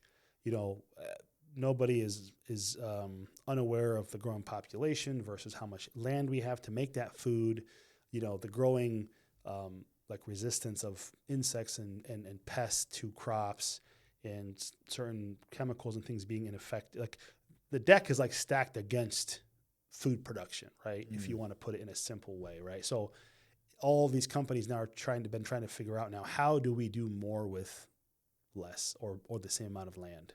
So a part of that is just, the precision ag technology in terms of nutrient application, pesticide, herbicide, different stuff like that. So there's ag companies that have been buying up machine learning and artificial intelligence companies, like in the Silicon Valley, investing very heavily in that. There's products now that have already been announced to the public of using AI, machine learning, and cameras on equipment that can go through a field and in real time detect a specific plant, whether it's a weed or it's the target crop you're growing, and only spray the weed and not the target crop. So you're talking about I think around 90+% reduction in use of herbicide. So you think about it's not a lot. Not everybody who's outside of ag kind of knows the margins that's medium to large, medium-sized farmers work with. But if you tell somebody we're going to reduce this operating cost of this operation by 90%, whatever industry you're in, that's monumental. Right? Huge. 10% is huge. Game changing. Yeah, absolutely. Yeah. So the chemical companies aren't exactly thrilled about it, right? Yeah. But the other good thing about it though is it drives innovation, right? So in every sector of society, when you see huge innovation, right? Uber came along and it revolutionized the taxi business. Mm-hmm. So what happens, either the taxi business dies or it forces the taxi business to innovate. Mm-hmm. So in a way, it's okay, some of the big chemical companies now who are being, they would say oh, we're getting cut off 90% of our revenue. It's okay, but maybe you've been sitting around for 50, 60 years stagnant. You haven't had to do anything. Somebody's forcing you to innovate now, right? Mm-hmm. So innovation always just drives everyone else to be more innovative. So that's a big part of it. There's now it's getting broken down, the precision ag stuff is getting even more broken down into, where you're placing seeds in the ground. There's a lot more research about, and this is Iowa State is a big player in this too. They have a lot of research in the agronomy department and other supporting departments of, the spacing that you put seeds apart, the depth that you plant them, the consistency, right? You have all kind of things when plants, consistent emergence, right? If some plants in the area come up faster than others, they shade the smaller ones, and that has an impact on the yield. So consistency of emergence, and it's getting to the point now where not only you have AI and machine learning involved, but this whole big data trend, right? Data analytics of analyzing these processes and things from a very data-driven perspective. And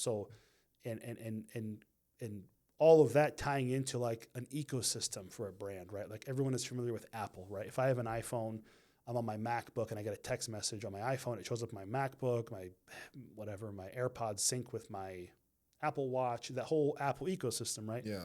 Companies in large ag are doing the same thing. So let's say you have a combine, you're going through a field, and as you're harvesting that field, your whole field is mapped through GPS.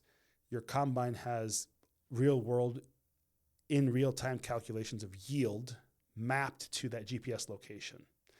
Now, your combine isn't a separate thing like in the past, and your sprayer is a separate thing, and your planter is a separate. Now they're all part of an ecosystem. They share data. So you go through a field that's mapped in GPS in your combine, and your yield is changing. You get a map at the end that's ranging from green to red in terms of yield, and it can understand through that data if it was a result of not enough fertilizer or too much fertilizer or whatever. Now you take that data and feed that into your sprayer. Next year when you spray, your sprayer will spot spray per GPS coordinate based on the harvest last year, every square inch, adjusting for the fertilizer rates to account for the yield. So this integration of AI, machine learning, big data, sharing of data, creating this ecosystem of products that share data with each other, and there's small changes, projects that can be something that seems kind of minimal, but it can result in a proven 4% yield increase, 6% yield. So when you stack all those things up, to the average farmer for the average viewer, if you go, I encourage you, if you're interested in this stuff, to look at, there's a YouTube channel called Cole the Corn Star. He's based out of Iowa. He went to Iowa State. His family farms. He has one of his most popular videos. It breaks down like the cost of farming for like an average Iowa-sized farmer. Maybe like 150, 200. It's called Cole the Corn Star. Yeah, COLE. I'll put that in the description. I'll put the link in the description. So COLE. The THE Corn Star, CORNSTAR. That's the channel. That's the channel name. The handle. One of his most popular videos is breaking down the cost of farming, like for an average size farmer, right, in the Midwest. And so you're talking like, medium sized farmers, maybe 200 acres to 400, 500, 600 acres, something like that, where it's like a small family operation, but enough to like maybe have a live off of, and maybe the wife might work in town part-time at some other job. But the margins are very thin, right? Mm-hmm. So any of these changes now that this precision ag stuff is bringing is, when you talk about 2, 3, 4%, and you got two changes that do that, I mean, it makes a big difference to these people's bottom line. Mm-hmm. And then kind of the counter argument, I guess, because coming from the background that we came from, right, I've always entered this industry thinking, what about the small guy, right? The big question that always comes up is like, well, sure, the giant mega farmer can afford to buy a new $1 million machine every year, but what about the little guy? Yeah. Part of what's alleviating that too, and multiple companies are going this way, as many industries have, is like the subscription-based model. So there's always pushback with that, right? Everybody kind of turned their nose up at the idea of Spotify, like, I want to pay a subscription to listen to my own music. I bought this CD in the old days. I could listen to it 1 million times, give it to my friend for free. Yeah. But now if you tell somebody, go back to buying CDs, you'd be like, hell no, I just pay $8 a month and I can listen to 1 million different songs in 50,000 languages. Why the hell would I ever go back to buying my own CDs? Right. So there's always pushback, but when you prove the value, and what this helps do in the ag industry now is like, okay, these big companies can get away with reducing the equipment cost, knowing they're going to make it up on the back end with subscriptions. But then the key is convincing the customers and showing the data that this, if this technology saves you, $10 an acre, and we're going to charge you $2 an acre to use it, it's just a matter of that A, being true, and B, you being convinced of that. Then it's like a no-brainer. If I told you I'll save you $10 an acre if you give me $2 an acre, anybody would say, yeah, sure, I'll make $8 an acre, right? Mm-hmm. So that's also a model that's kind of changing, that's trying to help bring, because, as things get... It's trying to democratize the technology and lower the barrier to entry for your smaller mom and pop farmers. Yeah, so we don't just make things great for mega farms and then drive out all the small farms and small operations, So what percentage of farms, do you know roughly what percentage of farm, I mean, if you had to estimate, you might not have the exact statistics, of farms in America are considered quote unquote small farms? I'm not sure, honestly. Not sure? Yeah. Okay, just the scale in terms of... I don't know exactly what the breakdown is, but I know so I've visited multiple customers like in the Midwest from smaller farms, and people I work with who come from small family farms. Like a lot of this stuff, if it can help shift the bottom line a little bit for smaller farmers, more and more smaller farmers are getting squeezed and they're having to sell out their small farms to big companies. And a lot of the ones who are still hanging on are not even super profitable. It's more just like, I don't want to be the guy who sells the family farm after it's been in the family for this many generations. I'm hoping something turns around. Yeah. I'm hoping things get better. So sometimes people, if you just do a rough calculation and you say, okay, the price of corn is this. I have this friend, I know his dad farmed 500 acres. I can calculate how many bushels per acre. You're like, man, this guy made $5 million last year. But if you remove all his costs, it's like some of them are still, it's very thin margin. So that, I think, points to why the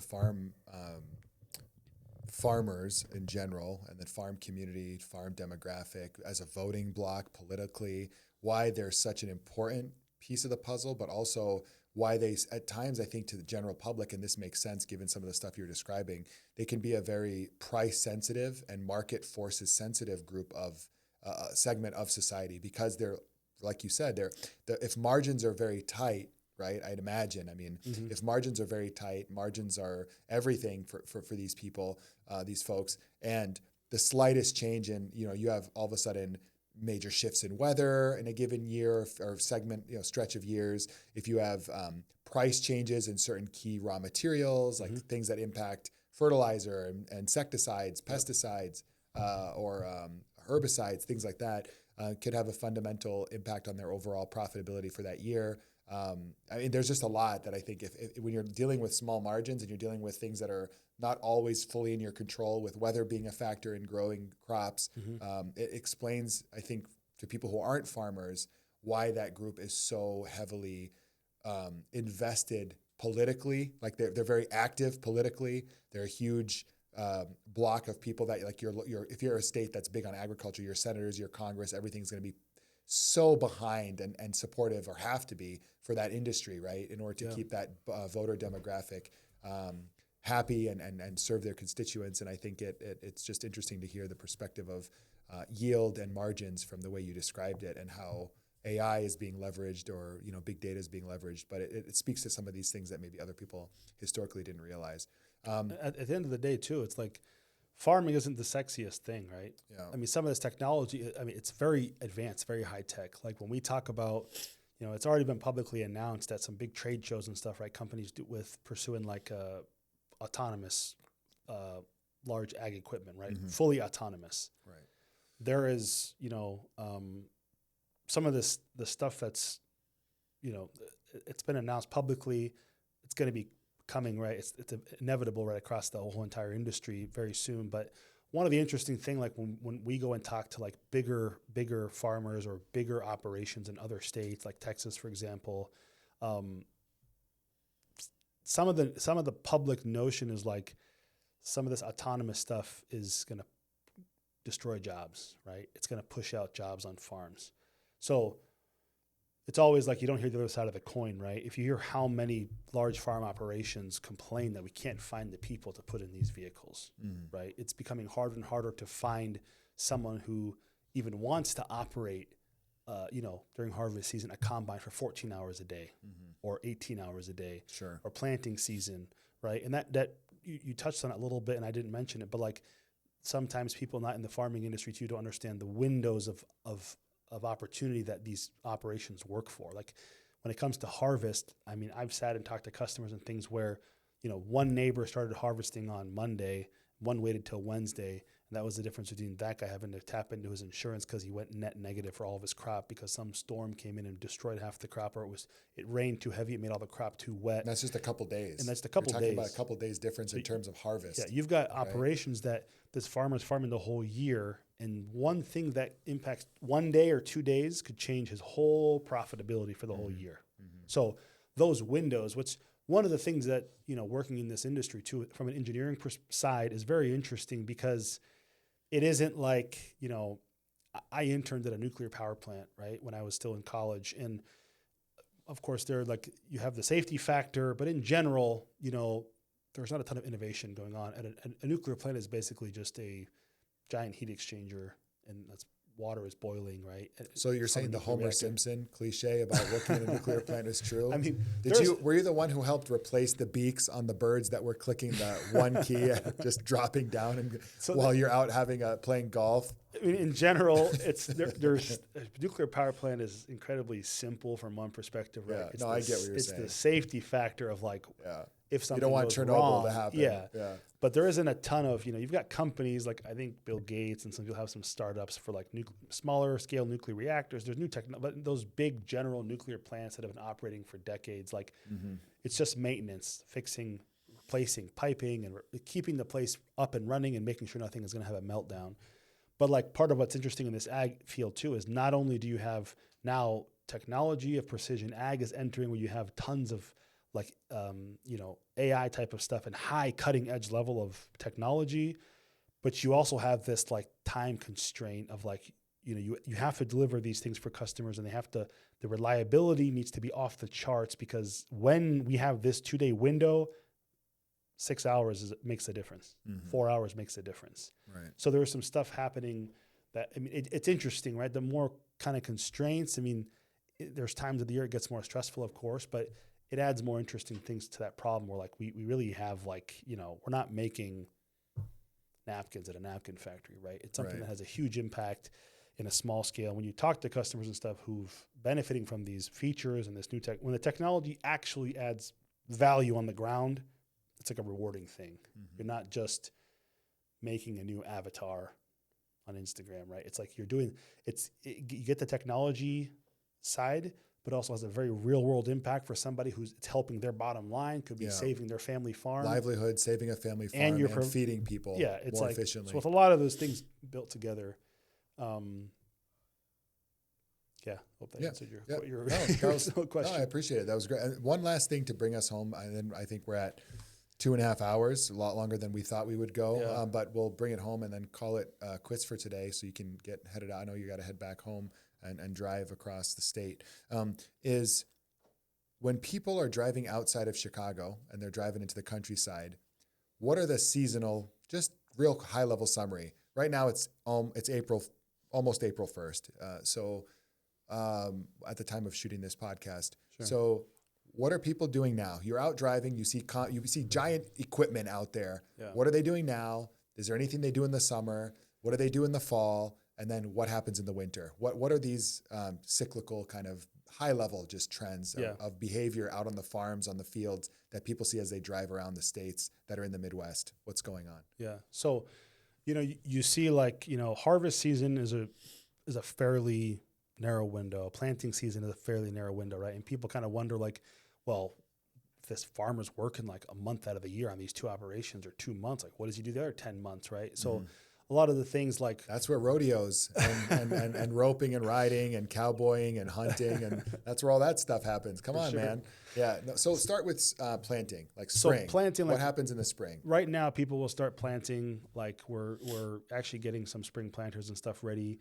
Depending on where they're planting, like end of March, people will start planting, go into like May, right? It depends, because we support stuff that goes all the way down to Arizona, that goes to, other areas, right? They'll plant all into July, like in Arizona. But for the Midwest, it's like March, April. People will try to find a window to do their planting in within a couple of weeks, depending on their operation. So before that, people will do some tilling, right? You might randomly see tilling equipment going through a field. I think I saw that already a little bit. Yeah, so people will prepare the bed for tilling, and there's more there a little bit. Iowa in general has gone more towards a no-till. So like, if you garden at home, this became a trend too of like not tilling, because when you till, you open up the earth and a lot more nutrients come out and leave the earth. So you'll see now a lot of people will ask about this, like, how come right after they harvest, I start to see like grass in the field? Like what, people will plant, it's called a cover crop. So actually planting something on the ground will prevent erosion. It'll help lock those nutrients into the ground more. And then when that crop decays and withers, it adds nutrients to the ground, right? And then the net gain is more than the net cost to do that. Okay. So you'll see some like grass. You'll be like, man, are those weeds, or did somebody go and plant grass in the whole field? What a waste of time that is, you know? Right. So that's kind of part of this preserving nutrients in the ground. So you'll see like before planting, people will till again to get the ground kind of ready. If they do a till operation, if they don't, they'll just plant with no till. And then from planting time, stuff starts to emerge. You see obviously a lot of corn and soybeans in the Midwest. An easy way to think of it too, people say, is like knee high by the 4th of July, right? You'll start to see corn like at knee level, and there's different periods within there that people will spray. So you'll see the sprayers going through the fields. You'll still occasionally, I don't know in Illinois how much you see them, but in Iowa, occasionally there's still people spraying with airplanes. You'll see them like come down, swoop down, and not too often. They come by our house a lot. Like sounds like you're like on like a London, like a air raid, like you hear like this over your house. So they spray. That's where the guy from Independence Day who saves humanity. That's his official profession, was being a crop sprayer. Yeah. So that's kind of phased out. Those out. people, so that when the aliens come, they can save us from the mothership. So how many times in the summer when the crops start emerging, I think we get the general gist of planting, but how many times and what are they spraying? It's herbicide and insecticide? So they'll spray. And how often do they have to spray? So there's like herbicide, right, to kill the weeds, insecticide to kill the pests and insects. There's fertilizer, so people will spray stuff like on the ground, maybe even if they're going to till before they till. There's stuff, there's interesting stuff too now that there's my company and others have like a joint planting and fertilizer within the same machine. So as you plant the seed, you will either put some dry fertilizer in the ground in that trench. It's called a furrow, like where it digs open this like V type of trench in the ground and plants the seed. It'll spray it inside there, and tying back to the precision thing we were talking about. So this is already on the market and public as well. But like there's technology now where you used to just like kind of constantly spray a stream of fertilizer, liquid fertilizer in the whole entire trench. Now it's like timed out through testing and through precision ag technology where as the seed falls down in midair, it shoots a spurt that just coats that one individual seed before it drops into the ground. So that's like another 99% saving of just dumping chemicals in the field, which is good for the environment and cost of the farmer. But so fertilizer, so they'll spray fertilizer, insecticide, fungicide is a big one too. Different types of fungus can affect crops differently. I mentioned everything, I think, insecticide, herbicide, fungicide. And then it varies on the region you're in. You know, like I work mostly on like the seeding, planting, and tillage side. I have a counterpart who works like specifically in sprayers. I don't have a ton of field knowledge from the sprayers, but I know like in the Midwest in Iowa, over the whole entire course of like your corn, you might spray a total of like, I think like 5 to 10 times in a season, depending on what you're growing and what region you're in and what kind of soil you have and stuff like that. And that's where things get interesting. Like I visited with customers in the South. Like if you go farther south, like Arkansas, those southern states like west of Florida area, they might spray like 18 times a year. So the sheer amount of pests they have down there, we benefit in the Midwest from having a freeze every year. It kills like a ton of insects and pests. It's a bit drier than those areas too. They have a high like fungicide. Yeah, they have the fungicide issue. They have resistance because the pest, there's no freeze cycle, and every time they get a hurricane, they get a new combination of fungicide and pests and stuff. So we actually have it pretty good. People in the Midwest feel like, man, these sprayers are going out and just spraying so much. It's like 3 to 4 times more in the South. Oh wow! To try to keep up with these types of problems. So, and then right, combines, you'll start seeing combines in the field in the fall, like end of September, October, that time period. And then depending on what they're doing, they're harvesting. That's harvesting in the fall that we're talking about. Yeah, obviously. So they're harvesting corn, usually corn, soybeans in Iowa. You don't really see that many other crops. I mean, there's people who will do like a winter wheat because there's people now, right, trying to find ways, how do I make more money off this land? There's like the cycle, I think, to grow wheat is much shorter. So depending on how far north you are in the Midwest or how far south you are, some people have a window, I think, to plant some wheat in the winter and still harvest it in a couple of months. On the same patch of land? Yeah. As soybean or corn? Yeah. Oh, wow. So, and then there's a lot of like science and data behind switching, like alternating between different crops. So you'll notice like if you drive through a field, typically if you drove through and this was corn last year, it's probably soybean this year. It's probably not corn over corn. Some people do it. It requires more nitrogen. Like different crops will take more nitrogen and less this, more that, less that. So there's also a lot of science behind, and some of it is, a lot of it is, it's like science, and there's still some farmers who like, well, I historically have done better like this, right? So there's still kind of that. I think the average medium-sized farmer in the U.S. is like definitely above the age of 60. And there's kind of that thing going on now too, where they're transitioning to the younger generation. Some of the younger people are more looking at this like data-driven way of operating the farm, whereas their parents' generation or grandparents was more, I've done this, it works for me, I know it's tried and true, I'm going to stick with what I know, which is sensible too, right? But there's a lot of data out there now with all these equipment collecting data. So you see this shift in younger generation coming in, using that data and saying, hey, I'm going to do like the most data-driven decisions you could ever make. You just brought to mind the image of an old boomer Midwest farmer who's pushing 60 that somehow can be best characterized as Will Smith's character from iRobot. is it iRobot or where he's the most skeptical anti-robot, anti-automation kind of personality. We never thought that we'd be able to connect Will Smith with an iRobot with boomer pushing 60 farmers in the Midwest, but it's there. It's amazing. But you see a lot of those kids though too, like this Cole the Corn Star. They go to Iowa State, they go to a school, they get that new knowledge and this stuff, and they bring it back to the family farm, and try to incorporate that back in, right, with those thin margins. Like any advantage we can get can help. So they bring that knowledge back.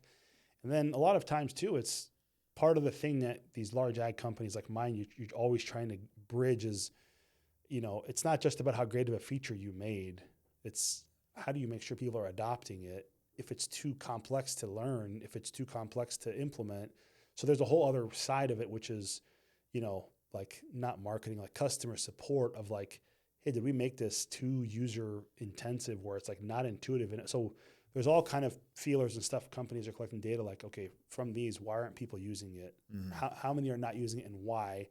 And sometimes it's like, yeah, you could design the coolest feature ever, but if it's incredibly complex to figure out, most people will say, well, I know what I'm doing works. I either don't have time for that. I don't understand it. Resistance to change happens in different forms. Yeah. So you see sometimes for good reason, sometimes, depending on the circumstance. Big push for technology in ag is also coming with the challenge of, most of the people in that field are the older generation who it's, I won't say they're more resistant to the technology if they're proven it's effective, but you have to know who that target is, and it has to be easy for anyone to do. Yeah. And sometimes if you're in an organization where you're kind of in a bubble where engineers are designing features thinking as an engineer, well, you need to, design the feature thinking who my customer is, back to our target audience thing, right? Who's the audience for this? It better be simple and easy to figure out because like I just said, like you said, what are they doing the rest of the year? There's so much now farm management things, like farmers almost have to have a PhD in chemistry now just to understand what chemicals am I ordering for what my operation, like all these things happen throughout the year. So if you say, well, hey, it's going to take you 2 weeks to really understand this feature well, it's like, that's 2 weeks I don't have. I'll just go without it, right? So farmers are busy people. Here's what you're saying. They are busy. They're not just sitting this around. This cliche that they drinking bourbon. They work 2 bourbon. months a year and drink beer 10 months a year. Yeah, drinking bourbon and smoking cigars and going to rodeos, local rodeos and FFA meetings. Fairs and fairs and stuff. Yeah. No, they've got...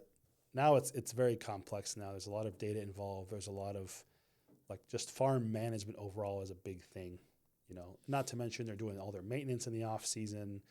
They're trying to go to some of them, going to some trade shows or other things, trying to understand what new technologies out there. I mean, it's a lot. Continuous improvement, right? So even our farm community, like in the professional world, we think about it as like a 101 is continuous improvement has to happen. Or if you stagnate, you die. If you're not, pushing the envelope, you're going to lose to the competition, all that stuff. But we don't think of it in terms of people who are farmers, smaller, mid-sized farmers. We think of just like these boomers out there with their overalls and, as if they're just kind of taking a finger and lifting it up in the air and sensing based on the wind what the weather pattern is going to be. Little simple decisions, kind of things like that, but not. Yeah, if you're a farmer and you've got a patch of land and if you are fortunate enough to be able to acquire more land over time, I'm sure. I mean, this is land that it's a static, seemingly static. Like I got this square patch of land and X number of square acres or miles or whatever, depending on how big you are. You've got to make the most out of that land. Yeah. And that process of just getting more and more refined and more more efficient. Yield, more efficient. Is just a never-ending battle. That it makes sense when you put it in terms of some of the stuff that you mentioned. And the equipment they operate, like a combine, for example, if you just go on YouTube, you're talking about a factory on wheels. Very expensive too. Very expensive, almost $1 million for like the top of the line. Yeah. But what that thing is doing in real time and how many parameters you as the operator can control based on what's happening, how many different things in that machine you can adjust, like adjustments you can make based on what you're seeing for data. It isn't a trivial thing. Right. And the one fun fact kind of before we close out, like in terms of mechanized farming, if some people think like, okay, we have like Amish communities close to where I live, right? You can go there and see, okay, they got all this land they're farming. They might have like a really old tractor or maybe a horse in like an extreme case, right? You're like, how much difference could this really make? Like a field's a field, corn is corn. You plant it. Yeah, maybe it just saves you some time. But, you know, I heard an interesting statistic one time. Someone came back from India and they were talking about mechanized versus non-mechanized farming, just with sugarcane. And they mentioned, like, you know, you would think that doing things by hand or unmechanized might take more time, but maybe it's more thorough, right? Like in the old days, how would they get the corn off a cob, right? They would literally bang the corn into the ground or smash it with a stick or something until the corn all broke off and collect it. You would think, like, well, if a human is looking at that corn cob, they can just make sure there isn't a single kernel left. It might take more time, but it's going to be like 100% of the corn harvested. This combine might leave 10% on the ground, right? Mm-hmm. It's not the case. So, like, if you look at this case study they looked at in India for like sugarcane, it was like, I don't remember the exact numbers, but to give you the scale, it was like in India, maybe like, you know, of the total land, it was like 20% of the sugarcane is mechanized, is farmed through mechanized farming, and the rest is by hand. 80% is by hand. But like 80% of the yield is from the 20% mechanized, and only 20% was from the 80. Wow. So people don't realize too how well these machines do their job and how much they increase yield. Yeah. Like if you go walk behind a combine, I mean, you're hard pressed. I've done it before. Like Consistency. You're hard pressed to find corn dumped on the ground. Consistency and efficiency. Yeah. Is insane. So it's very, very, very complex stuff. I think anybody going back to just the career thing, a plug kind of for my field is like, what I've found great about being in this sector within engineering is, again, like I've touched on throughout the whole conversation, is it combines technology. It's always interesting to be on the cutting edge, right? Right. Being on the cutting edge of technology, but then for me personally, knowing that, okay, I'm not just going to working on the newest emojis on an app. Like if that's for you, go great, right? But the real world impact. Some people are passionate about emoji creation. I mean, come on, we gotta give them their due. Absolutely. You know, give them their due, their credence in terms of. I mean, emojis are fascinating. Come on, man.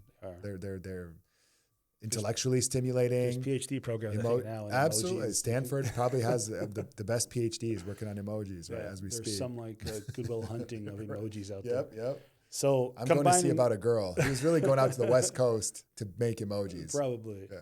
So that combination of like, hey, cutting edge technology, and it's like a challenging problem, right? That's always going to have constraints of resources, time, and then having some kind of an impact, right? And I think that's another thing young people kind of, the impact is kind of, people are looking to like, you know, change the world by themselves. And, you know, it doesn't have to be something but to say, I'm working for some industry that like we're having a net positive impact, right? Yeah. Every company can do better and every industry has its things that can be improved. But for sure. In general, right? So it combines all those things for me. And I think if you're in the Midwest, you're listening to this and you're in this area, you know, you're directly connected to all that industry here anyways, right? And this area is dependent on that. There's plenty of opportunities here in that. So my take home, my final message is like, don't think ag, basic, low technology, boring, right. guy in the field with a horse. And that's why I wanted to have you on, and I wanted to touch on some of this is because I think that was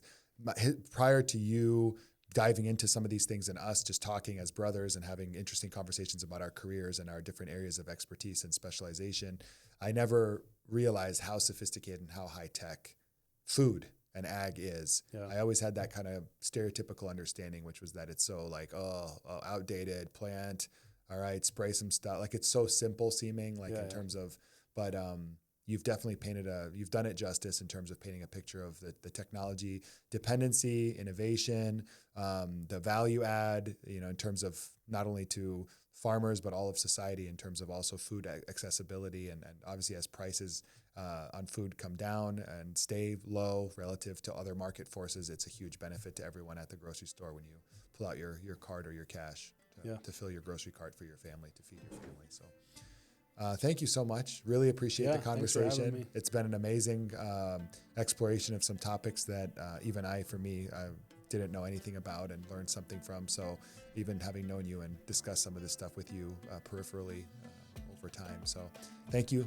Appreciate it. And look forward to putting that link in for that other Call the Cart Cornstar plug you gave. I'll have people check that out, and then also encourage people, if you have friends, family that know people that farm, that work in farming, any connection to farming or food, please share the video with them, and I think they'll find something interesting in here. Or young people that are looking to enter college, career, STEM, anything really around some of the topics we covered would be beneficial to people listening. So. Awesome. Cool. Thanks for having me. Absolutely. Anytime. You're welcome back anytime. I think we'll wrap for today.